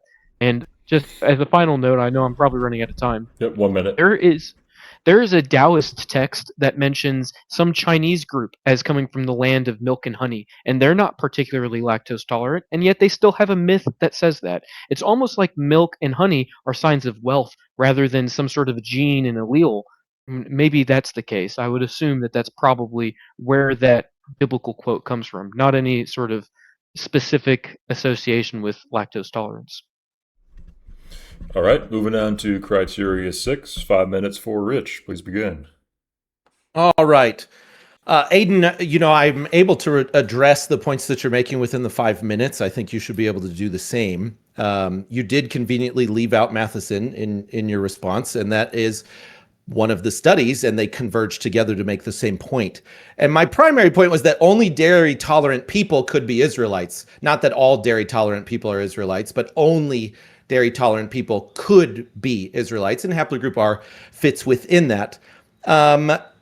Again, the allele, occurring thousands of years prior, I would argue against the C14, but let's say it did. It still doesn't matter. My argument is not that all dairy tolerant people are Israelites. That's how you treated the argument. The Bible specifically lists cattle as one of their livestock and one of their primary, and that Solomon drank milk from cows specifically. So Asian milk isn't automatically the same. Okay, so criterion 6, prophetic amnesia. His objection is that Celtic VSO, or verb subject object syntax, has an internal pi explanation. Number 2, Anglo-Saxon law is Germanic, not Hebrew. Number 3, Celtic Saturday Sabbath is a 19th century fabrication. We're going to test that. Number 4, Norse-Irish traditions traced to Scythians, not Israelites. Okay, so my responses are, on linguistics, the 1872 Strauss source is a doctor. He is making the case. I'm not presenting no linguists or no one who has any sort of knowledge in that area. I don't claim to be a linguist. I'm citing someone else's work. The Celtic VSO, syntax does align with biblical Hebrew even more. And I go over this in my study, even more than it does with modern Hebrew and even more than with Arabic. So, we have to explain why there's an affinity there at the very least. Okay. Now I'm submitting that's because it's part of the amnesia. Of course, Aodhan would argue against that. On Celtic Church, he overstates scholarly consensus. Adamans Vita Columbae records practices differing from Roman convention, including rest day observance. The unified, quote, Celtic Church versus Rome framing is partly Reformation era, but distinctive Sabbatarian resonant practices are attested. And Aodhan, I can give you those citations. The Celtic Church was doing this early, and it was not as a result of Catholicism. It was a result of receiving the gospel from someone else other than the Catholics. On the Scythian origins, he says Norse and Irish traditions connect us to the Scythians and offers this as proof they're not Israelites. But Scythia is precisely where 2 Kings chapter 17, verse 6 places the Assyrian exile. Quote, Hala, Habor, and the river Gozan and the cities of the Medes. Okay, so this eventually became Scythian land. So the idea that there's no connection there makes no sense. The Israelites get taken north to Assyria and into what becomes Scythian land. And then even the Declaration of Arbroath, which we'll discuss more later, indicates that that's where the Scots came from, that they came from Scythia, which is where the Israelites were. And the Scots themselves indicate that they left some 1,200 years after the Israelites crossed the Red Sea, which we'll get to that later. That's on the next criterion. So these are all located, these places that 2 Kings chapter 17, verse 6 indicates the Israelites went to. They're all located along the steppe corridor that we would call Scythia. If medieval monks independently recorded their ancestors as coming from that geography, it is consistent with, not contrary to, the exile thesis. So if he tries to say, oh, they came from Scythia, I'm saying the same thing. It's not actually defeating my argument. And then on the amnesia, he argues that if they were Israelites, they would have remembered upon becoming Christian. But the prophecy states they would forget, that they would become lost sheep, and they would forget their resting place. In Jeremiah chapter 50, verse 6, the amnesia is not a weakness in the thesis. It is the thesis. They forgot. All right, 5 minutes for Aodhan. Yeah, I would say that the amnesia is convenient, would be my argument. But yeah, so when it comes to the language, man, yeah, so that's an old theory, and it's been debunked with a massive amount of linguistic studies. I mean, the modern linguistic studies are probably one of the most robust studies that we have for the ancient world. Like Proto-Indo-European is a fairly well-accepted reconstructed language. It's the only language that we know we can reconstruct, and it's based off of shared morphology. It's based off of a wide array of similar sounds. The verb, subject, order, the VSO, that's not as relevant. And there's really not a lot of similarities between ancient Hebrew and any European language, specifically also the Gaels. So just to give some insight into this, linguistic thing, in the 1600s, European travelers to India, they began to notice similarities between English, Latin, Greek, Sanskrit, and Persian. And specifically, you had some scholars like Culains and Herms who were also realizing that there's common cultural similarities between all of these peoples. Um, it's because of the massive Proto-Indo-European, Indo-European, or what we would call Aryan invasions spread from the Pontic Caspian steppe where these people originated from, taking languages, taking culture, taking mythology, taking genetics to all of these places, to the subcontinent, to parts of the Middle East, not all of the Middle East, and mainly to Europe and Eurasia. And it was through these early studies that we have this, this theory that perhaps there is some sort of wide arcing Indo-European language family. But the scholars at the time were all Christian, and they had a major issue with the differences between Hebrew and these Indo-European languages. And that was something that you see a lot in the early scholarship. It's like an anxiety that they were going through, realizing that, oh, hang on a second, the story of our people is actually a lot more complex than just what this ancient text from the Levant has to say. And so then, especially as secularism was rising, you see a really, really in-depth, tons of methodology. Again, thousands of papers and hundreds of scholars have worked on archaeogenetics, comparative mythology, linguistics, and none of them agree with this whole idea, which is an 18th century idea, that the Gaelic or Celtic language is somehow related to Hebrew. I mean, it's a very fringe old idea that has been put to rest. It was put to rest even back then. It's definitely not at all the prevailing theory. It doesn't have as much evidence to it. Linguistics is a very complex study. I mean, like like a great example would be like laryngeals. Most people have no idea what that is. Most people have no idea why there's aspirated sounds and not. Why do we drop one letter and we pick up another one in two different languages that we know are related? That's a really complex study, and you can't just look at VSO verb order and say, oh, see, the Hebrews are the same as the Gaels. No, that's not the case. And another thing that you point out in this criteria is that the Anglo-Saxons, that their law is somehow similar to the ancient Hebrew law. Okay, but we have the Irish law, which is called Brehon law, and it's incredibly different to ancient Hebrew law. It's honestly, if like heretical, you might even say, but convenient. You can just say they had amnesia. But somehow the Anglo-Saxons, their language doesn't reflect some sort of Hebrew thing, but their law does. And then with the Gaels, their law somehow reflects some non-Hebrew thing, but their language does. It doesn't really make a lot of sense that it would just be some smattering of amnesia rather than one complete amnesia, or what usually happens with people, which is where they retain large elements of their ancestors and they just forget some of that history. But they don't actually carry large elements of anything from the Hebrews. No language, no culture, no archaeology, no law specifically. Like the 1 minute. legal studies that you were citing for the Anglo-Saxons, Blackstone, I believe, even he cites the ancient Tacitus writings, the ancient Roman writings about Germanic law, which, again, Israel existed at this point in time. And those people, we know from archaeology, we know from linguistics, they predate any Israelite diaspora. So that's all All I right. got. Moving on to criteria 7. 5 minutes for Rich. Please begin. All right. So that argument was that they're the remnant of being Israel, that there is a small amount of an echo of what they used to be, not that those things perfectly align.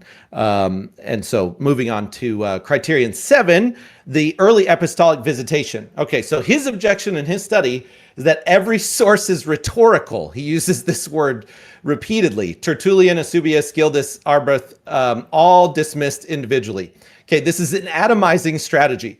Rhetorical and historically grounded are not mutually exclusive, Aodhan. Tertullian was a trained lawyer writing within living institutional memory of the first century church. Just because you might have a prejudice against Christian history doesn't discredit the Christian that's recording the history. So he is someone that if you're going to be intellectually honest, you have to consider what he recorded. He's a genuine historian. 4 independent sources from different centuries, countries, and genres, all pointing to early apostolic contact with Britain, constitutes a tradition too persistent to dismiss as formula. But Aodhan is too happy to dismiss it rather than give it serious consideration. That Eusebius, quote, depends on Tertullian, quote, is assumed, not demonstrated. So Aodhan does not provide citations for his assumptions, and this is frequent throughout his study. Both may draw on a common earlier tradition that isn't actually cited in their studies, but we know that Tertullian had firsthand first century knowledge and is regarded as such even by non-Christian scholarship. So you can't throw out Tertullian. The Arbroath timeline, where they say, quote, 1200 years after the Red Sea crossing is when they came to Scotland, using a 1446 BC Exodus equals 246 BC. He presents this as a problem. It's actually consistent. Israelite populations moving through Scythia into Celtic territories in the pre-Christian era is exactly what the exile timeline predicts. Now, I want to read specifically from these historians that he has essentially dismissed, and you can decide whether this is to be dismissed or not. So Tertullian again, from 155 to 220 AD, so we're talking about a early historian, states in Latin, et Britannorum in excessa Romanus loca Christo vero subdita, translated into English, the places of the Britons inaccessible to the Romans, truly subjected to Christ, confirming the gospel reached the British Isles prior to the Roman conquest of Britain in AD 43. Eusebius, who is 260 to 340 AD, records that in the first century the apostles crossed the ocean and reached the Isles of Britain. Okay, so we have two early Christian historians at least stating the apostles went to Britain, which is bizarre behavior, okay, if they're not Israelites. Gildas is 6th century. He provides an exact date. The gospel reached Britain during the, quote, the latter part of the reign of Tiberius Caesar, end quote, whose reign ended in AD 37, 6 years after the resurrection in AD 31. And then the Scottish Declaration from 1320 states that the Scots journeyed from Greater Scythia, which again, that actually aligns with the Assyrian exile. That doesn't diminish my argument at all. Those lands are just north of Assyria and actually stretch into Assyria over time.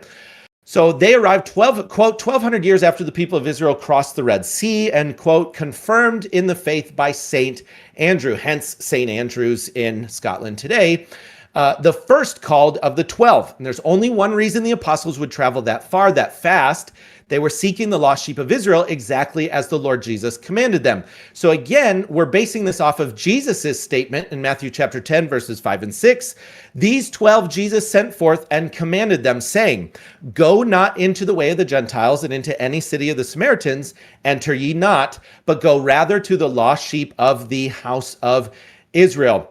We also see James' letter, Peter's letter, they're addressed to specifically the Israelites in the diaspora. In the first year or so, they knew for sure that they were Anatolia. And I'm arguing that based on these records, they discovered the other places they were located. It's no small matter that the apostles go specifically to the British Isles to bring the gospel during the reign of Tiberius Caesar. And it's no small matter that all that we have been studying today is pointing to these same places in Europe, whether that is haplogroup H, whether that is the pulsing in and out of the Levant and leaving Scythia to go up to the British Isles. Everything is converging on one truth, and that is that haplogroup R meets all of these criteria. Thank you. All right, 5 minutes for Aodhan. Please begin.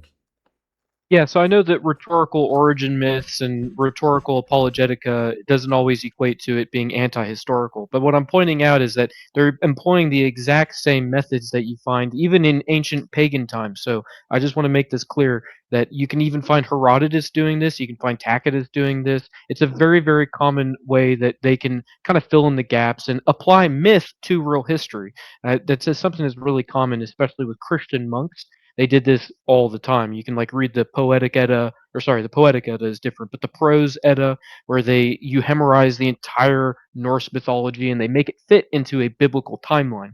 And that's kind of what you see with stuff like the Declaration of Arbroath, but I'll get more into that. So Tertullian specifically, he's writing around 197 AD. That's over 150 years after the claimed events, and he doesn't actually state a date in his thing where he goes, et Britannorum in excesso Romanus loca Christo vera subdita. which I know it is an odd thing to say that the Gales got converted by saying they were subjugated to Christ. That's an odd thing to say. And again, this is not something that can be taken at historical face value. All that he's saying is that there was a Christians in there. He's not actually citing anything. There's not any Roman records that corroborate with this. And yes, you do see Eusebius and Gildas just repeating the exact same thing with a little bit more information, which again, this is something that you see with rhetorical apologetica. It's a way that historians can affirm older theories while mixing in national myths. There's nothing wrong with this, but it doesn't equate to real history. I'm also not discounting other things that they say in their works.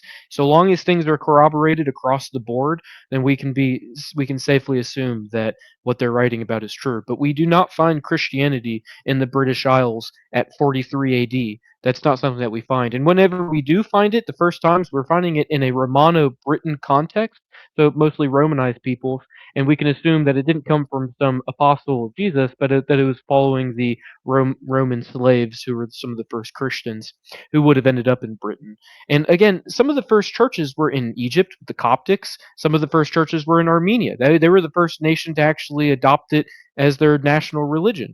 Are you saying that the Coptic Egyptians are the lost tribes, lost sheep? Are Armenians lost tribes, lost sheep?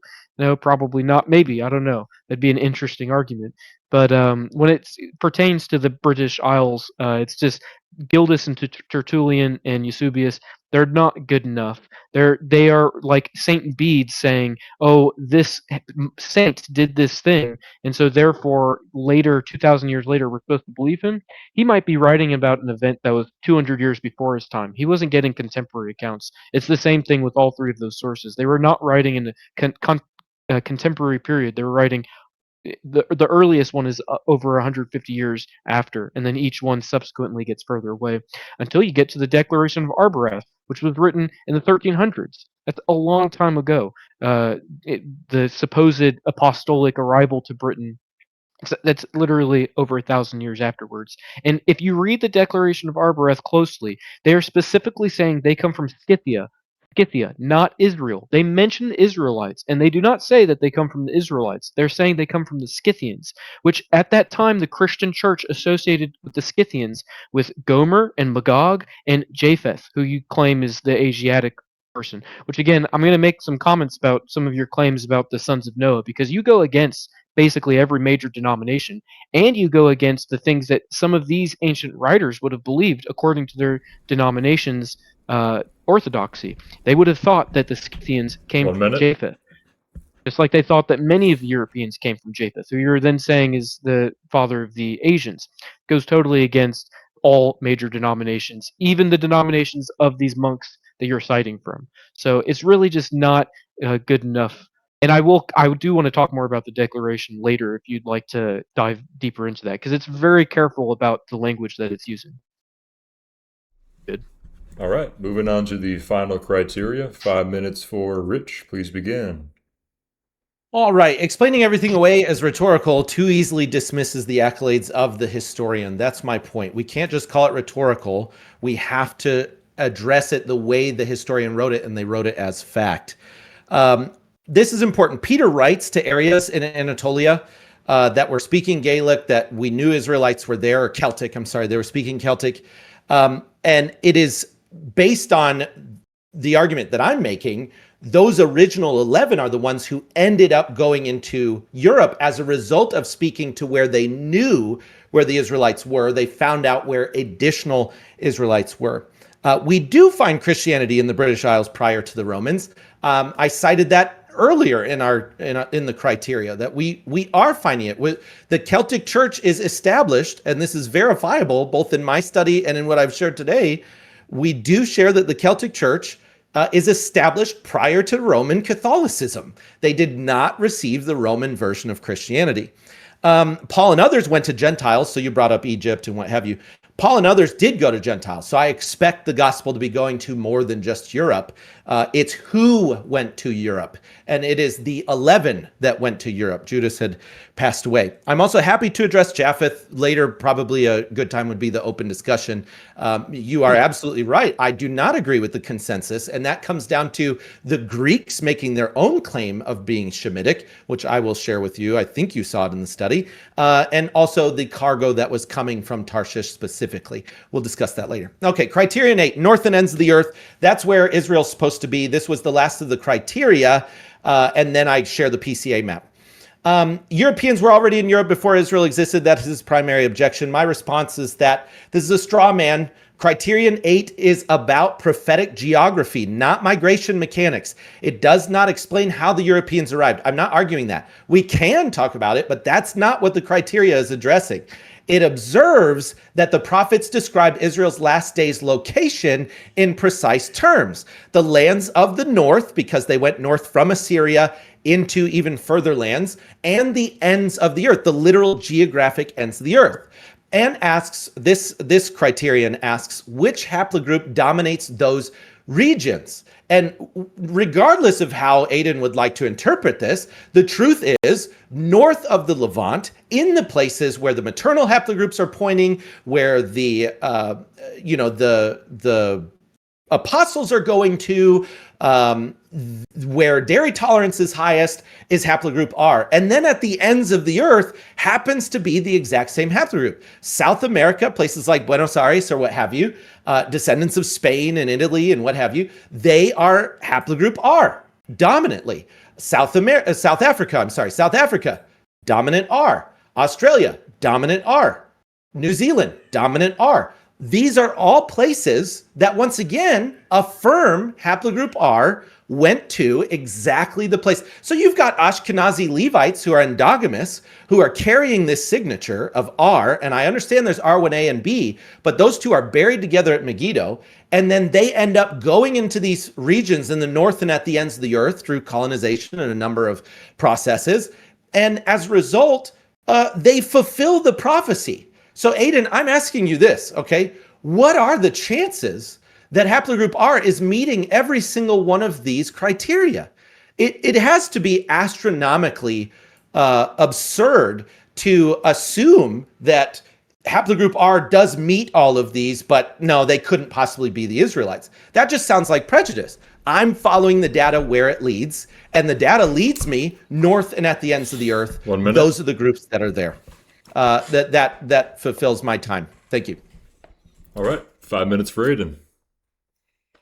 Yeah, so interesting arguments, Rich, but I'm not convinced, because a lot of the things that you associate with haplogroup R can be associated with a wide array of different haplogroups. And specifically, it's the subclade thing in particular.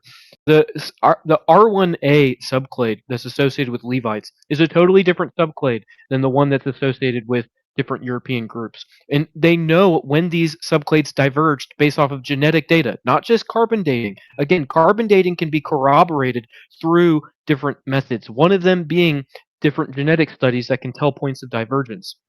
And they specifically place these points of divergence in the Near East associated with mixed regions, which is exactly what the Romans have to say about these people. It's exactly what Assyrians have to say about these people. And no, if I'm prejudiced, I am prejudiced against these Hebrew people, both the modern ones and the ancient ones. Even in the ancient world, they weren't very well liked, now were they? They were constantly getting enslaved and bullied because they were considered to be liars and swindlers, just like their descendants today. And a lot of the things that you have to say that you associate with haplogroup R, you can find with modern Jews, such as them forgetting their ancient religion. Well, isn't part of your argument that they, made some new type of Judaism, the Talmudic Judaism? Oh, so they forgot their ancient religion, that they have a unique genetic signature.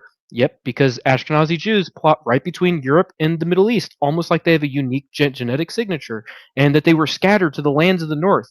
Where do you find Ashkenazi Jews? You find them in the lands of the north.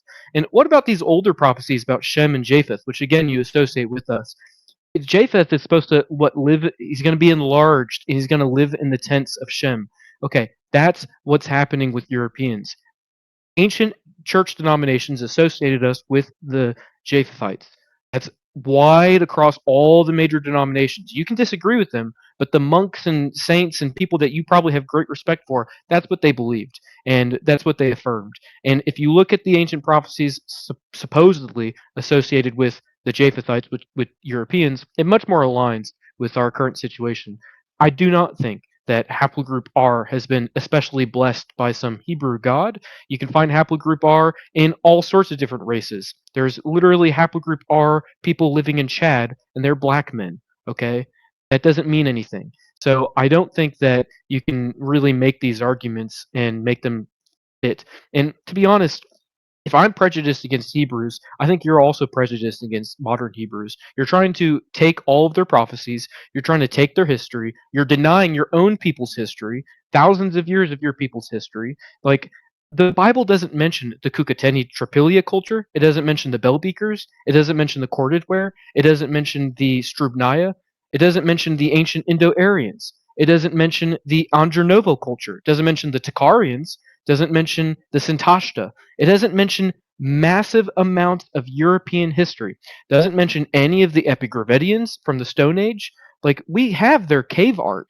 Like, we know these people existed and that they're a unique, distinct group of Europeans, and we carry their genetics. And we can prove that we carry their genetics. We can prove where our languages come from. We can prove where our archaeology comes from. We can prove where our genetics come from. And it has nothing to do with Israel.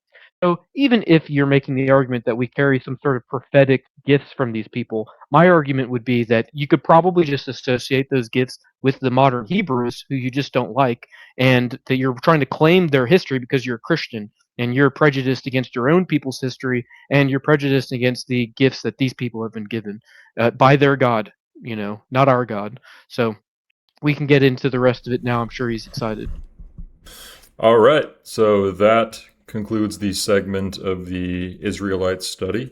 And now we can move into the segment for the PCA maps. Before we start the timer, I believe you guys had some visuals you wanted to pull up on the screen here for that segment.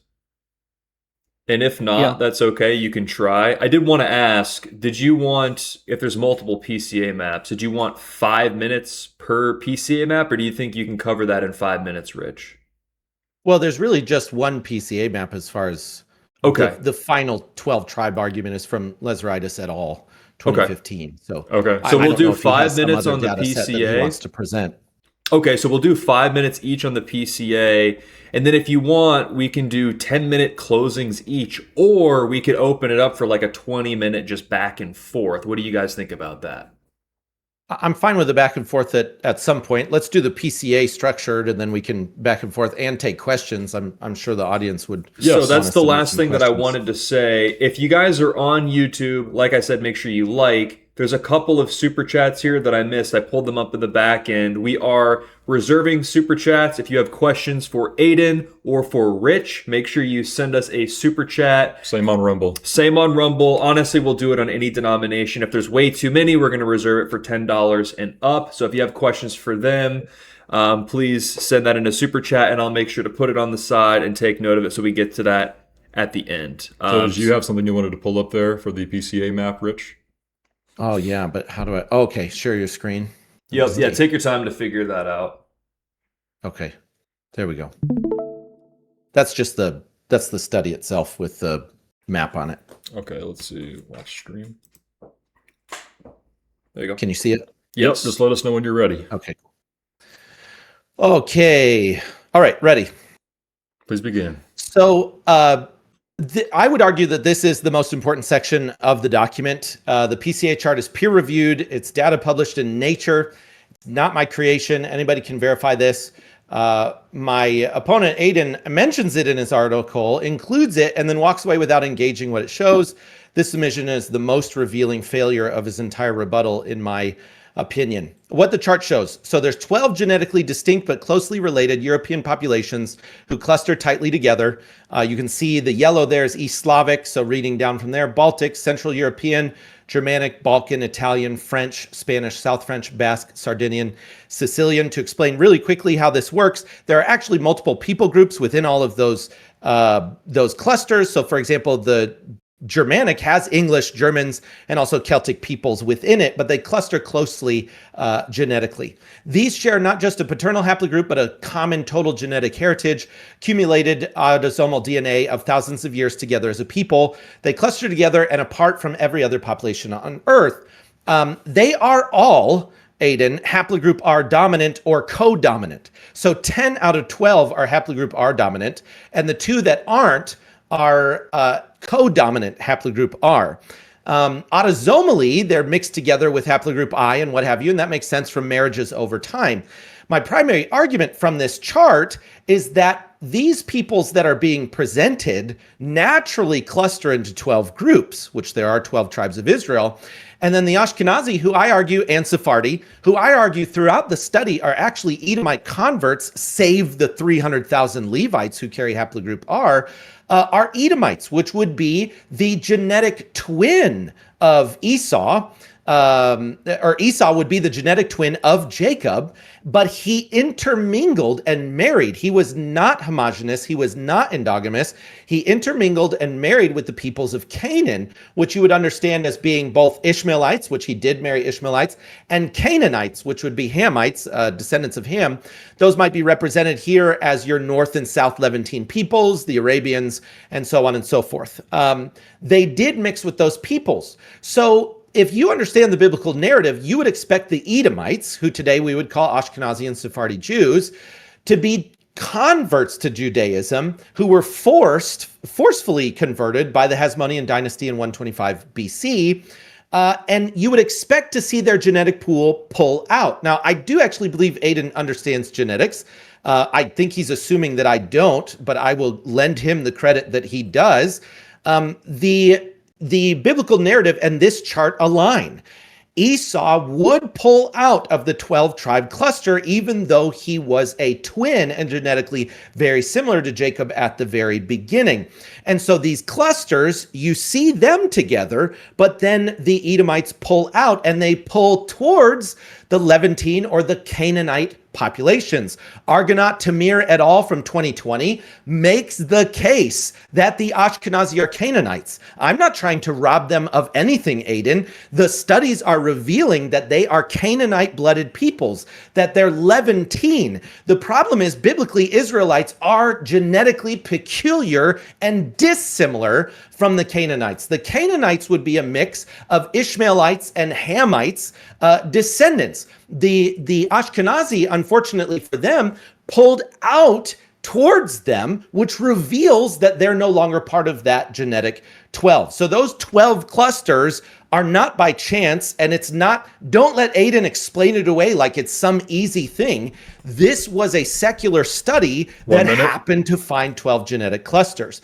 The Ashkenazi sit exactly where I would expect. So here's my challenge. If Europeans are mere Gentiles and the Ashkenazi are the true Israel, why did the Ashkenazi cluster outside of the European circle on the Lazaritis PCA chart? Why are they positioned between Europeans and Levantines rather than among Europeans? Why do 12 genetically distinct European populations cluster together as a related family while the Ashkenazi sit apart? The chart is published in Nature. There are 12 clusters. He must explain the 12 clusters and why they're not the 12 tribes of Israel. Thank you. All right, thank you. Aodhan, did you have a visual you wanted to pull up for your segment? Yeah, but I'll do it in just a second. I'll let you know when I want to pull it up. I'll take. So I want to answer his. There we go. I want to answer his questions real quick. So Lazaritis et al. Is Lazaritis specifically. He's a really well-known, renowned archaeogeneticist, and he's the one that I actually get some of my claims about, like the bell beakers and the origins of the Celts and Romans and many other Europeans. Lazaritis never ever in any of his studies does he say that the Europeans originate in Israel and or that somehow Israelites are European. He never says that. So what Rich is doing is he's picking and pulling and comparing it to his biblical theories and to craft a narrative that doesn't actually align with what these studies are saying. So this specific PCA chart, Rich, yeah, it's been vectored that way. There are many different ways that you can vector PCA charts, like a vast array. And I'll show some now if I can screen share.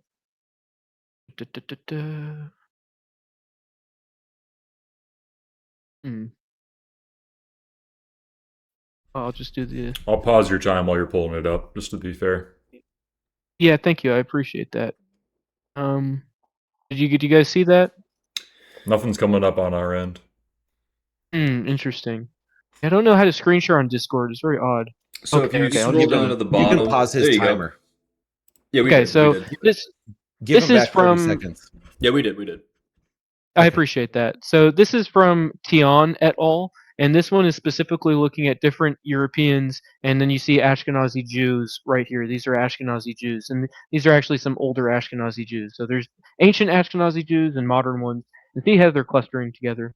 Okay, but see how they cluster away from all these Europeans, such as the Irish and these different groups, Spanish and German and so forth. I mean, even these guys who are like pretty close. You must imagine that's like probably 90% Italian right there. And just 10% probably on the male line, which is why he's associated with the Ashkenazi Jews.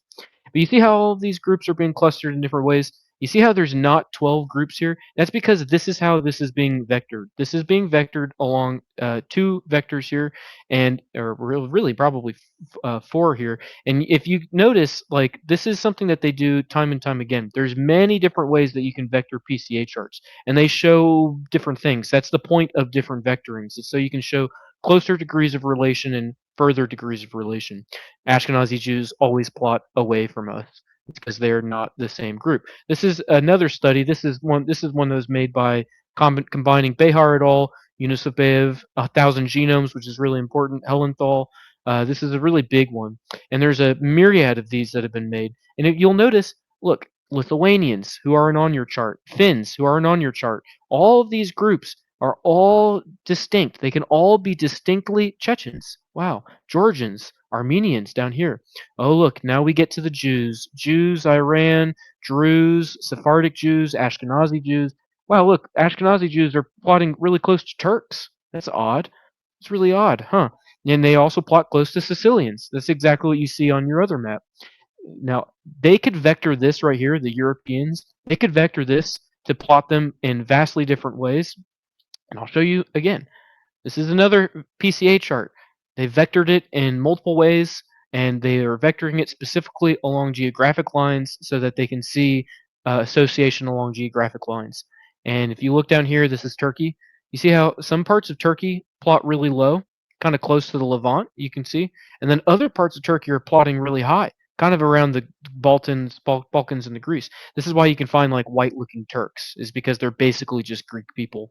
And that's because Greece had colonized Turkey. It was Anatolia before we call it Turkey. But then the rest of them, see, they plot real low. Others are plotting like really high and away to the right. That's because there's another way you could vector this that would probably show the Eurasian element to the Turks, which is why they're all plotting this way. You can do it here with these guys. See, there's a reason why they're being pulled that way. It's not just it's not arbitrary. It's because there's missing pieces of the vectoring that you're only seeing a snippet of the relation. PCA charts are they're called principal component analysis. It's a way for you to look at the entire autosomal DNA of a person, and it's a way that you can look at the shared relation or descent or distance from other populations. So that one by Lazaridis et al. I'll take my screen share away. The one by Lazaridis et al. Lazaridis doesn't say what you're saying. He actually affirms what I'm saying because that's where I'm getting my information from. And also, there's a myriad of ways that you can vector PCA charts. That specific one is interesting, but it's just not as in-depth as it probably needs to be to show relation. All right. Thank you, gentlemen. Next, we're going to jump into a back and forth segment. So I'm going to let go of the leash and let you guys go back and forth. Make sure to keep it as civil as possible, but I'm sure that won't be an issue with you guys. Can we set it for maybe 20 minutes? And then we'll do 10-minute closing each? 20 minutes good? Sure. All right. Certainly we can't figure out who the true Israelites are in 20 minutes, but we can do our best. So you guys can go back and forth as much as you want within this time parameter, but just for the sake of balance, we'll let Aodhan kick it off this time whenever you guys are ready.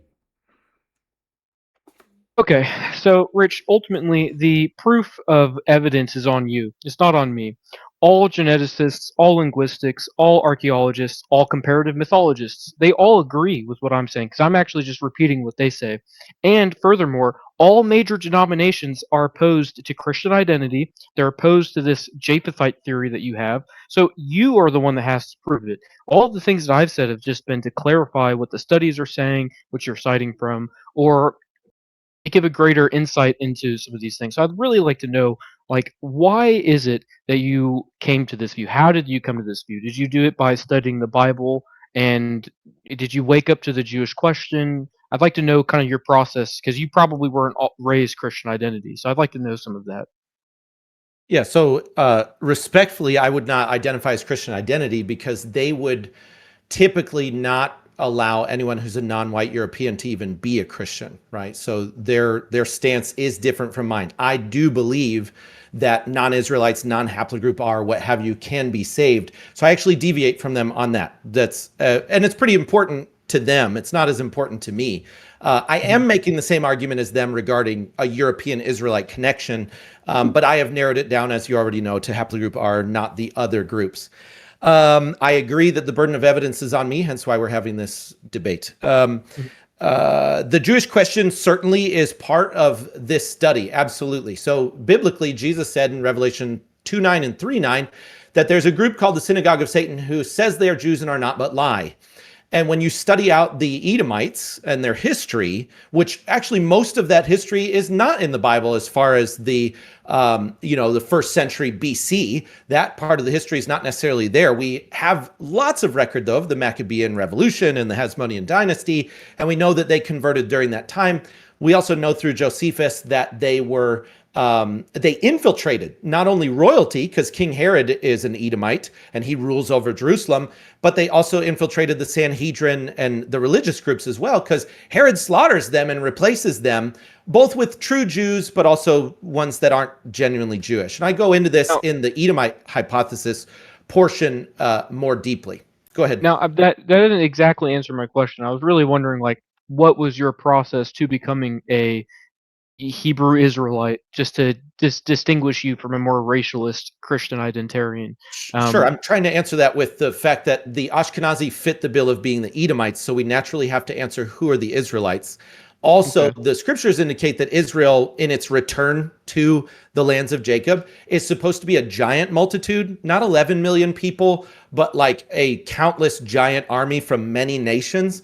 And it's supposed to occur at the same time, and I think you probably know this growing up Christian, it's supposed to occur at the same time as Jesus's second coming or the millennial reign, and that did not occur in 1948. So they're not fitting the bill for who the Israelites are supposed to be. Third, if you're not familiar, read Obadiah, because Obadiah actually indicates that Edom is ruling in Jerusalem prior to the return of the Messiah. So I do have something on this. I just didn't. I was actually ignoring a lot of your biblical stuff just to focus on the genetic stuff in my response, and that's because the genetic studies themselves do not align with it. You can pick and choose, and that's fine if you want to do that. But just to address some of your biblical stuff, so I assume you're citing from Obadiah 1:21 and probably also Ezekiel 35:10. Those were the two verses that I found that seem to be talking about what you're talking about. Am I Yeah, wrong? those are some. Yeah. Okay, yeah, I'm sure that there's many others that you'll cite from. So I do think that you're taking them out of context a little bit because the historical nation of Edom was completely dismantled as a distinct group by the Nabateans in successive empires way before the New Testament era. There probably was an absorption amongst the Hasmoneans of the what you would call the Idumeans, and I think that would have happened like third century, second century BC, something like that. I think that that's something that you're kind of leaning on, but I don't think that that's this is proof somehow of an Edomite strain going from this ancient group of people all the way to the Hasmoneans. And sure, the Bible might say that, but if the Edomites are a true group of people, which, by the way, I looked high and low for an Edomite genetic study, there was none. I don't think these people existed. I think that this is just a biblical account. Now, maybe if the Assyrians and Egyptians corroborate, then I'm willing to think that they existed, but they're probably lost on the genetic record because they are closely related to other 17 groups. Semitic Levantine groups. And that's also kind of my point the whole time about this whole Ashkenazi Jew, Mizrahi Jew, ancient Jew, Canaanite. You're treating them as distinct populations because that's what the Bible says.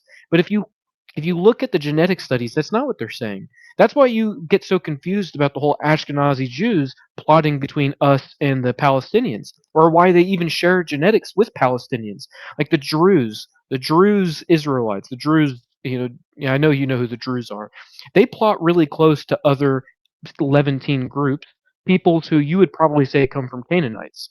So to me, someone who like looks at just the genetic record, the archaeological record, it's obvious that the Levant is a mixed region, not full of unique lines that can be distinct. Like basically, the Levant is just like Europe. How there's interrelated groups of Europeans, there's interrelated groups of the Levant, and yeah, sometimes European genetics got in there. You find that with the Hittites. You find that with the Aegeans, people who went and made the Philistines. You find that with the even with the Egyptians a little bit. So I do think that there are some interesting things to say. You bring up different arguments than other Christian identitarians, which I'm because you're a Hebrew Israelite, as you say. So it's interesting. You do bring up some interesting arguments. Well, thanks. So to clarify, your final point there, the Levant is a mixed region. Argonaut Tamir et al. Is one of the primary studies that I cite repeatedly, not just for the Edomite hypothesis, but for the Israelite argument. It is a mixed region, but it is dominated by haplogroups J and E. And so if you read through it, I believe you did, those are the primary two paternal haplogroups that are there before, during, and after haplogroup R pulses into the Levant. And R is the genetic outlier, yet born locally. And I know we've already gone over this, but my point is I agree with the diversity. However, there is a baseline, even in the charts. I mean, I can pull one up right now from that study. There's a baseline, and they happen to be J and E, and then R pulses into there and is distinct and then leaves. Well, that's what Israel does in the Levant. But you also say that the Greeks and the Romans, that they are somehow related to these people, and yet some of the most dominant subclades in ancient Greece is J, and they're not from the same subclades as these Levantine J's. Sometimes they are, not always. Sometimes those subclades had diverged thousands of years prior when J actually diverged from I. So I mean, I'm sorry, are the Greeks ancient Israelites? Are they a unique population that's related to other J haplogroups? Because again, you can find J in ancient Greece. So I love this question, and if you'll keep an open mind, I think you will be surprised by some of the statements of the Greeks and what I found in the genetic studies. So if you'll give me like 3 minutes, I can actually share this with you.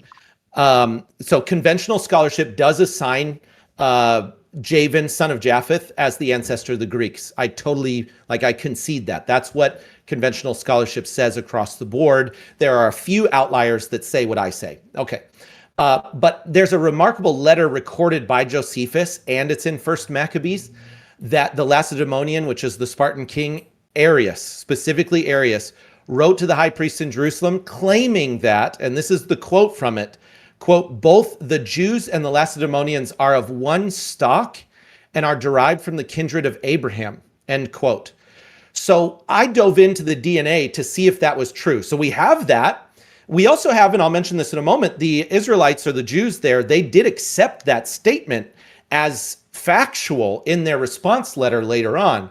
But I dove into the DNA, and the studies that I found, which I can give them to you, Lazaritis et al. 2017 is one of them, found and confirmed that 4 out of 5 Bronze Age, which is this period of time, Bronze Age Greek males carried haplogroup J, which is an Abrahamic Shemite lineage. So my argument there is G, J, I, and R, for example, are all related to each other. And as we already discussed, I and J are sibling subclades. R is a later mutation.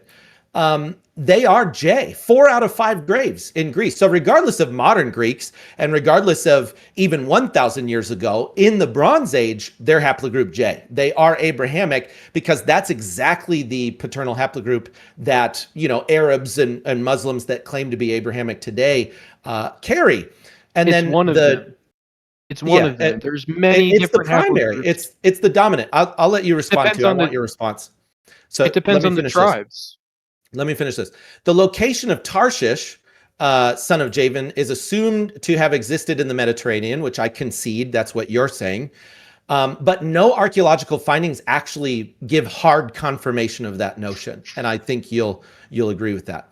In the biblical narrative, Israelites built ships on the Red Sea, specifically Ezion Geber, for voyages to Tarshish, which is a strange place to build ships to go to Tarshish if Tarshish is in the Mediterranean. And then they returned in 1 Kings chapter 10 and in 2 Chronicles chapter 9. They returned with peacocks, yellow jasper was some of their items that they had returned with. Peacocks are indigenous to India and East Asia, and yellow jasper is as well. And they also were on a 3-year timeline on these trips. They would go once every 3 years, which indicated a longer trip than their Mediterranean trips. I'm almost done. Thank you. The East Asian genetic cluster is dominated by haplogroup O, along with NCD and Q. That's where I'm getting those are the descendants of Japheth, because the Greeks are not actually Japhethites based on their own statement and the fact that Josephus records in the book of Maccabees records that they were actually Abrahamic. Okay, please give me your response.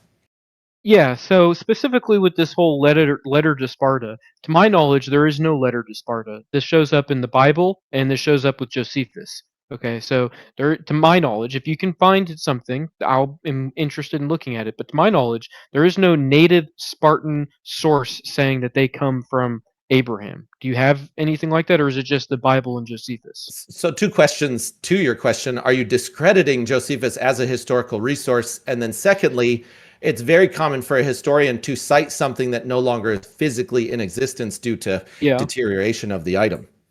Yeah, so with your second part, no, I'm not saying that just because we don't have some ancient source that maybe he was writing from, that means what he was saying was wrong.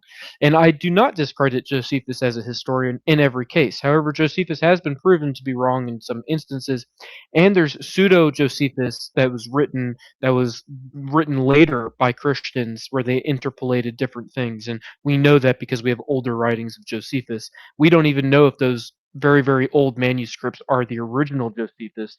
That's partly why some scholars are hesitant to believe in Josephus, because we know that there's pseudo-Josephus out there. So I'm not discounting Josephus, and I'm not really even discounting the Bible. What I'm interested in is there an actual native Greek source that says this? Or is it just so Josephus, a Hellenic Jewish man, and the Bible, the Old Testament? I mean, is there anything else that specifically says that the Spartans come from Abraham? Because that doesn't sound like at all what they would believe. In fact, I think that their own writings say something far different that relates to Greek Hellenic mythology, because they were Greek pagans. Well, so as you said, pseudo-Josephus can be proven to be pseudo based on older manuscripts, right? So Yeah. I'm going to side with Josephus actually recording a letter, because if you look in both Maccabees, which he didn't write, as well as his actual writings, you have essentially the same letter written in both places. One other point. Is it possible that Josephus is just citing from Maccabees and that he doesn't actually know about this letter? Because Arius the First of Sparta ruled 300 BC, 250 BC, something like that? Yeah, that's way before Josephus. Great question. I actually think Josephus cites and based on his footnotes, and what he says about the text, he cites a more accurate rendition than Maccabees does, because they do differ, not entirely in content, but in the point of the letters is the same, but the content can be dissimilar. And his is based on his citation and his footnotes from the original records rather than from Maccabees. And he cites Maccabees as a secondary source, if that makes sense. Now, to corroborate what's stated in that letter, okay, I'm pointing towards the DNA signature again, right? I'm not in this whole study, I'm not relying on any one text. So it's not just the Bible or just a historical record or just a genetic study. It is a convergence of all of it. And what I found in the genetic studies is Bronze Age Greeks are haplogroup J, which is the exact same as Arabs today. So this claim that they're this completely different group who descends from Japheth, well, now you have to make the Arabs descendants of Japheth. Now they're not even Abrahamic. We're opening a pretty big can of worms. No, you don't have to. Because it's a paternal We descent. got 5 minutes left in this segment here. Just a heads up. 5 minutes, gentlemen. Okay. So I'm just going to say a few things, and I'll let you close it out. If you take the Bible first and then compare genetic and archaeological and historical evidence to it to try to fit the Bible, you're going to be able to do that all day long. You're going to be able to do that all day long. And you're mostly going to be citing from ancient Jews and ancient Christians, almost as if they were writing their histories from the context of the Bible, which you're attempting to prove. The genetic studies do not show that. Like, for example, haplogroup J, haplogroup E, haplogroup G, these haplogroups can be found across the board. They are found in different levels all over the place. You can find haplogroup R, R1b, R1a. Again, haplogroup R and haplogroup Q, which is the most common haplogroup amongst Native Americans, that can be traced to the ancient North Eurasians. Okay, haplogroup R and haplogroup Q does not mean that white people and Native Americans are somehow cousins. And we do share ancient DNA through the ancient North Eurasians, who aren't mentioned in the Bible. Okay, so all of that has to be ignored, because if you're going to try to argue that J and I are this big thing that's really close related and that they show Shemitic descent and all of this stuff, then you'd have to then show that R and Q are both also coming from the same lineage, the same Shemitic lineage through Abraham or something, or Jacob. Sorry, my bad, Jacob. And that's not at all the case. Like these are very ancient lineages. And kind of the last point that I'll leave you on is, like, if you want to make your argument, that's fine. I have no problem with it. But it's like saying, well, the Bible says 1 + 1 = 3, and so therefore I found this mathematic theorem that agrees with me. Well, that's not at all how these things work. Genetic studies do not agree with you. All of these scholars, if they found that the Scots come from the lost tribe of Dan or something, they'd be ecstatic. They'd be like, wow, look at this. This is so crazy. Half those scholars are actually probably politically aligned to that sort of an ideology, because it would undermine the Scots of their native heritage. But they don't say that. Instead, they affirm continuous lines going from the modern era to the Iron Age to the Bronze Age to the Stone Age. We've been in Europe for thousands of years. There's so many things that you have to ignore to make your case. Like, you don't mention any of the sites, cultures, and peoples that I talk about, like the Kukateni Tripilia, like the Yamnaya, like the Western hunter-gatherers, like the ancient North Eurasians, who, again, they're Asians who, like, that's the Native Americans. They are largely descended from a mixed culture. They get some of their haplogroups, like Q, they get it from them. So I just don't think that you're thinking this through deeply enough.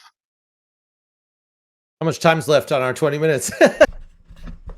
We got 2 minutes left here, and then we're going to go into closing statements. I look for who fit the biblical record, yes, because I do consider the biblical record as a historical document, and archaeology and other texts consistently support this, including Egyptian steels that are found in the Levant and various cuneiform tablets and what have you. So the Bible is not the only source, but it does continually get corroborated by other sources. Where haplogroups cluster in ancient history does indicate where their primary origins are, even if they're spread out into other areas. And so you have J clustering in Arabian areas, and you have J clustering in Greece during the Bronze Age. Haplogroup R is not in Europe, again, for an extended period of time. They're the late ones to the European game. So I'm not discrediting. Well, if you shake your head at that, you have to prove that that's not true. They are the last ones into Europe through migration. I'm not the one who has to prove it. You're the one making that claim. I'm saying that. No, I'm not. This is what the data is saying. The earliest sample of R1b is from Villa Western hunter-gatherers. Haplogroup R is the last haplogroup into Europe. Are you denying that? I do not think that that's exactly true. No. Okay, so I will affirm that for you, and we can do that as like E is a good example. E is a haplogroup that you can find coming in at a much later date associated with Arabic invasions mostly. And yet E is found amongst people who we would look at and we'd say, based off their autosomal, linguistic, and archaeological data, we'd say, oh, that's a white man, even though he's got haplogroup E, which is associated with Arabs and North Africans and stuff, mostly North Africans to my knowledge. Okay. So how many more minutes on our rapid fire? I feel like we filled up the 2 minutes. You're about there. Yeah, we're about approaching we can keep the going end. unless you guys want to do like closing statements. Is that so? We could do closing and answer questions. I'm fine with that. okay? We don't actually have any questions. We got a few super chats, no questions. I'll have you know though, I did a quick poll and I asked who won. We got 104 votes. And it was exactly 50-50, believe it or not. So I haven't seen that before, but yeah, well done both of you. It's been a very honestly, good performance, guys. That's pretty cool. Yeah. That means we're both, bludgeoning each other's points. No, Aodhan, you've been a worthy opponent. I appreciate it, and you've been respectful. So to establish, I want to address his very last point. Okay, we're gonna do haplogroup R. If you'll just give me a couple minutes. We got to do closing statements, though. Okay, just to address his last point that he just made. Could I have 2 minutes? Go ahead. Yeah, go ahead. Okay, so the order of major Y DNA haplogroups arriving in Europe, haplogroup I is the oldest indigenous European lineage deriving from the parent IJ, present since the Upper Paleolithic in Scandinavia and in the Balkans and in Sardinia. Okay, G, E, and J arrived with the Neolithic farmer expansion. And then haplogroup R, R1A and B, so Europe and Central Asia, they are the last major haplogroup to establish dominance in Europe associated with the steppe expansions. So the point I've made throughout is that group shows up later than the rest. I'm not discrediting European history. I'm saying the ancient European history is primarily these other groups, not R. R shows up later, okay? And we can go into the studies that state that, but that is accurately the order that they come in. I'd love to do closing statements since I did the first opening. Aodhan, would you mind doing the first closing and I'll do the second closing? Sure. So we're gonna do 5 minutes each, but just for the sake of balance here, we did give you an extra 2 minutes there, so it would be fair if we give Aodhan like a minute or two to respond to that final point because that was outside of the 20. So just to be fair to both sides, we can have Aodhan respond for like a minute or so. All I have to say is that the earliest R1B is found amongst Western hunter-gatherers who are not associated with the Proto-Indo-Europeans of the pastoralists, who he's associating with like Jacob for some reason. The timeline just doesn't even make sense, but he'll deny the radiocarbon dating, so the same studies that he's citing from. Anyways, so my closing statement is, I've mentioned this before. I don't really need to debate Rich. Rich, you have a heretical doctrine that no major denomination, either the ancient ones or the modern ones, agree with. None of the papers and the geneticists actually agree with this European Israelite thing. I'm mostly debating you because I care deeply about European history, and there's thousands of years of cultures that the Bible doesn't mention. Your theories are actually overriding, like saying that the Gales are somehow Hebrews is overriding their earlier continuous history that goes into the Bronze Age, into the Stone Age, in impressive cultures that never get mentioned by the Bible or by a more Semitic focused Mesopotamian sort of focused secular world. And that's because a lot of these studies are very new, which you point out. These are new studies, and they're not very well understood. But hopefully in time, and hopefully through this debate, people have learned that there's a lot more to the history of Europeans than they probably know. Christian identity, as I said, it's ultimately a coping mechanism that white Christians come up with. You see black Christians do this, Ethiopians, Egyptians, even some Native Americans love the Mormons for saying that they're the lost tribes. It's a coping mechanism to people who wake up to the Jewish question. White Christians will wake up to the issues with modern Jews and then assume that these people just cannot be the chosen people of the Bible, and that if anyone is going to be the chosen, then it must be the whites. This is really shown with Rich's misuse of Galatians 3:28. There is neither Jew nor Greek, there is neither bond nor free, there is neither male nor female, for ye are all one in Jesus Christ, which is an absolutely ridiculous statement. And also, for whosoever shall call upon the name of the Lord shall be saved. Romans 10:13. Tidwell, Rich. I mean, in all my responses, I call you Tidwell.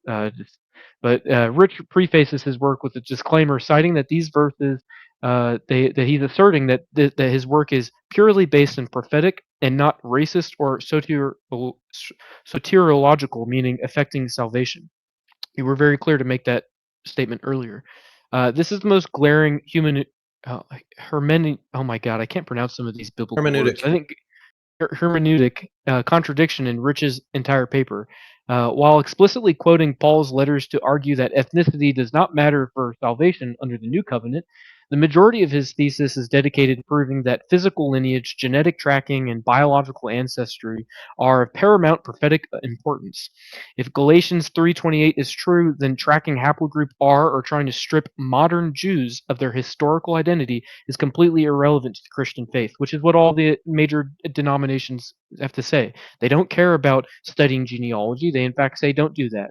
They don't care about trying to claim where the lost tribes went. They just affirm the modern Jews, both the Ashkenazi, the Mizrahi, the Druze, and so on. Rich will use these verses as a theological shield to mask an ideology that spends its entire energy hyper-focusing on physical bloodlines. It's because he's a proud white man who wants to be proud of his people, and he knows that modern Jews are not good people, so he's trying to find a way to fit his religion into that. I did the same thing. Most people who do this, that's where they're coming from emotionally. I don't have to do this whole game of denial. I'm a proudly racially focused person. I am aligned to the real history of Europe, going from the ancient Stone Age hunter-gatherers into the Bronze Age pastoralists, all the way to the Iron Age cultures, who are the foundations for the later Christian societies most people are comfortable learning about. I'm very proud of my Christian history.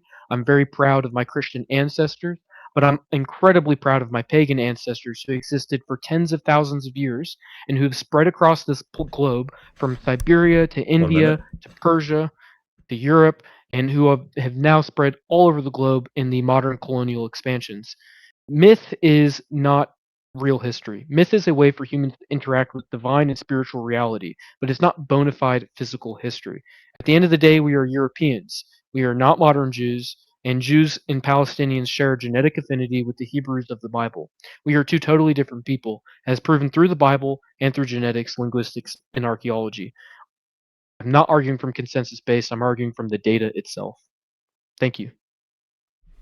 Thank you. 5-minute closing statement for Mr. Tidwell. In Aodhan's closing statement, he claimed that I am heretical. I would counter that with there's nothing more heretical than paganism, rejecting your creator and also rejecting the savior that he's freely offered you. Considering your history, it's strange that you have rejected that offer. I didn't choose who are the Israelites based on complexion or on white people, as you claim. I chose based on who the paternal haplogroup, which one fit the bill. They're buried in the Levant at the right time. They pulse in and they exit at the right time. And if you applied haplogroup O, the Chinese, to the same criteria, they could never fulfill it. Haplogroup R does, haplogroup O doesn't. Haplogroup J, even the Arabs, cannot fulfill it because they never pulsed in and exited the Levant. And the Levites, who are supposed to carry the signature, are haplogroup R, not J. Now, my opponent wrote about 5,000 words in his study. He did not adequately address the strontium isotope analysis of the haplogroup R body individuals that were found at Israelite sites and were born locally in Megiddo and Ashkelon and Tel Shaddad. Levite versus non-Levite, he never distinguished between the Levite genetic profile, R1A M582, and the broader Ashkenazi profile of J and E. This distinction is the structural backbone of both the lost sheep thesis and the Edomite hypothesis. I was arguing that the Levites carry the original genetic signature because in the Bible, they're endogamous, so they should have that signature. The PCA chart, he mentioned that chart from Leseritis et al. 2015. He included it in his article and walked away without explaining why the Ashkenazi cluster outside the European circle. Why there's 12 clusters. Why the Ashkenazi fit the Edomite bill by being outside of that 12 and pulling towards the Canaanites. He does not adequately address this. Josephus and Ptolemy, he did not engage the historical documentation of the Edomite forced conversion or Ptolemy's identification of the Idumeans as Phoenicians and Syrians, which is what the Ashkenazi fit genetically today. They're much closer to Syrians, and as a result are very likely the Edomites.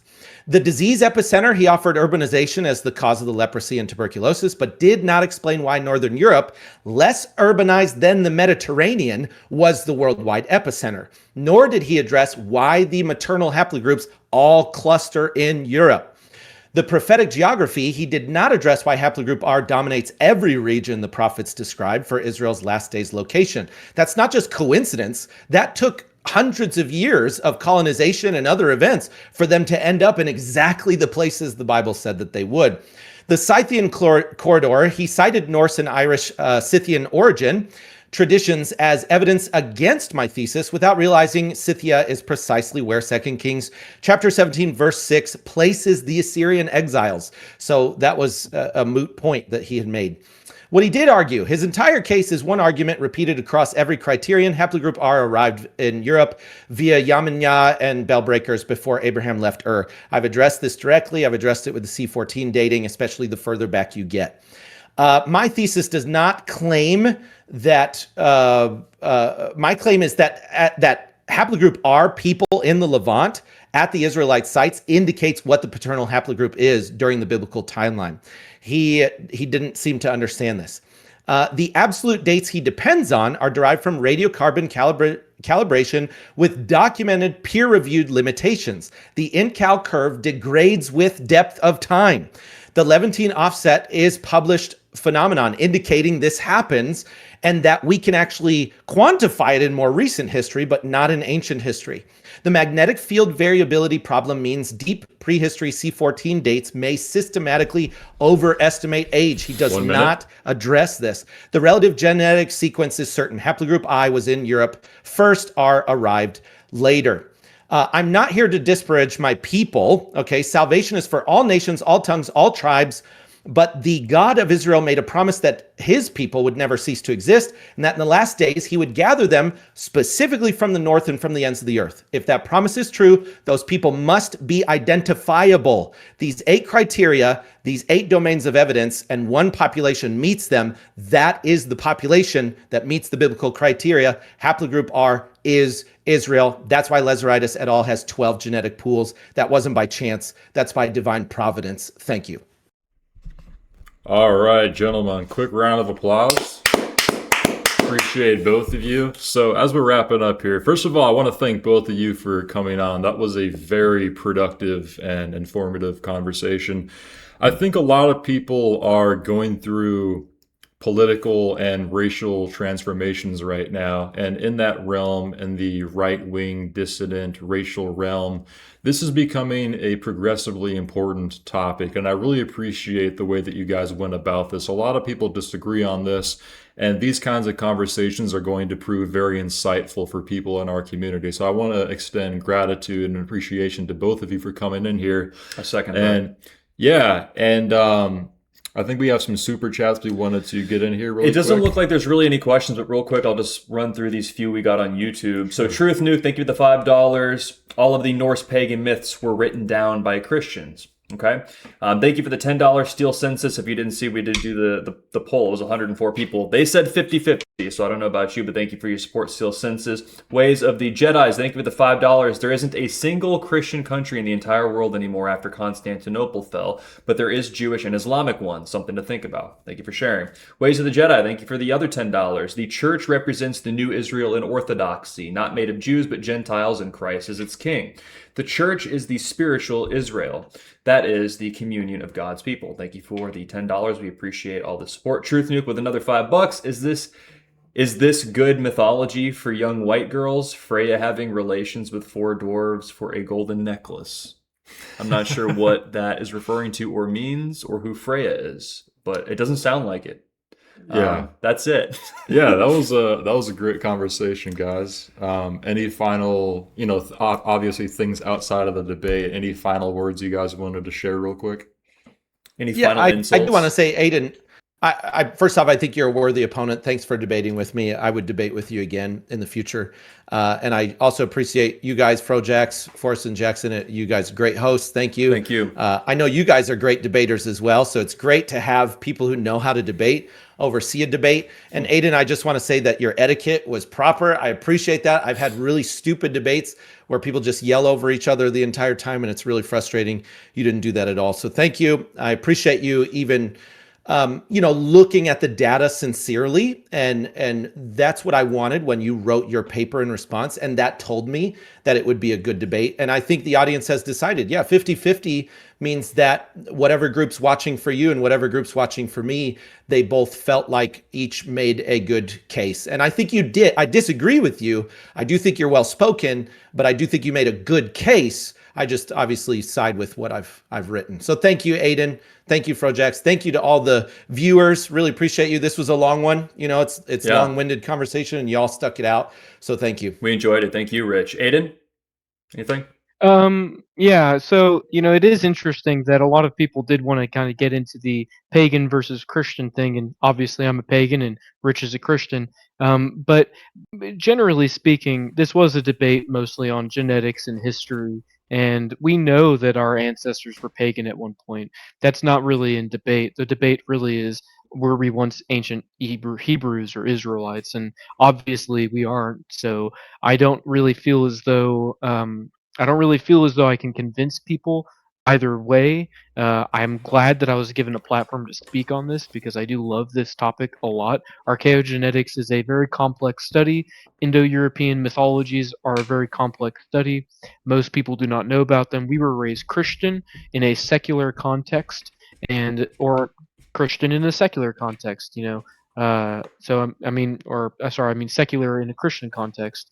So most people have no idea about the pagan past. They just know memes. They get spread around on X, and I'm glad that Rich was willing to speak with me.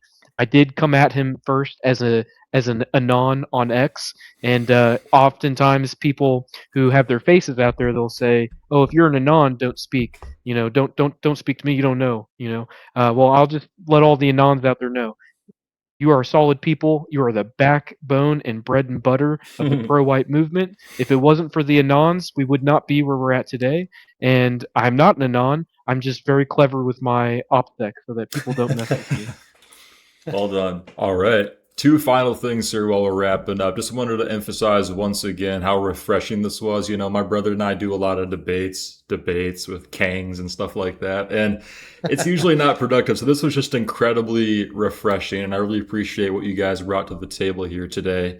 Definitely something new for us to witness. And then number two, I feel like there's more to uncover. Like I said before, this is such a dense and very important and relevant topic. We could plant the seed for a potential part two. Perhaps that could look like, instead of focusing on the genetic arguments, maybe it could be more of a cultural argument for why or why not each religion would be better for white people, or which religion would be better for Americans. Maybe that could be like the framework for a potential part two. I'll leave that up to you guys and the audience as well. Just wanted to extend thanks one final time, guys. Thank you both for coming on here tonight. Really appreciate it. It was great. Thank you both of you, Rich and Aodhan. It's been an absolute pleasure. We hope to do this again. Thank you, gentlemen. Thanks, guys. Hail victory. Hail victory. Hail Take care. victory. Guys, have a good night. Total Aryan victory. Check out FroJax.net.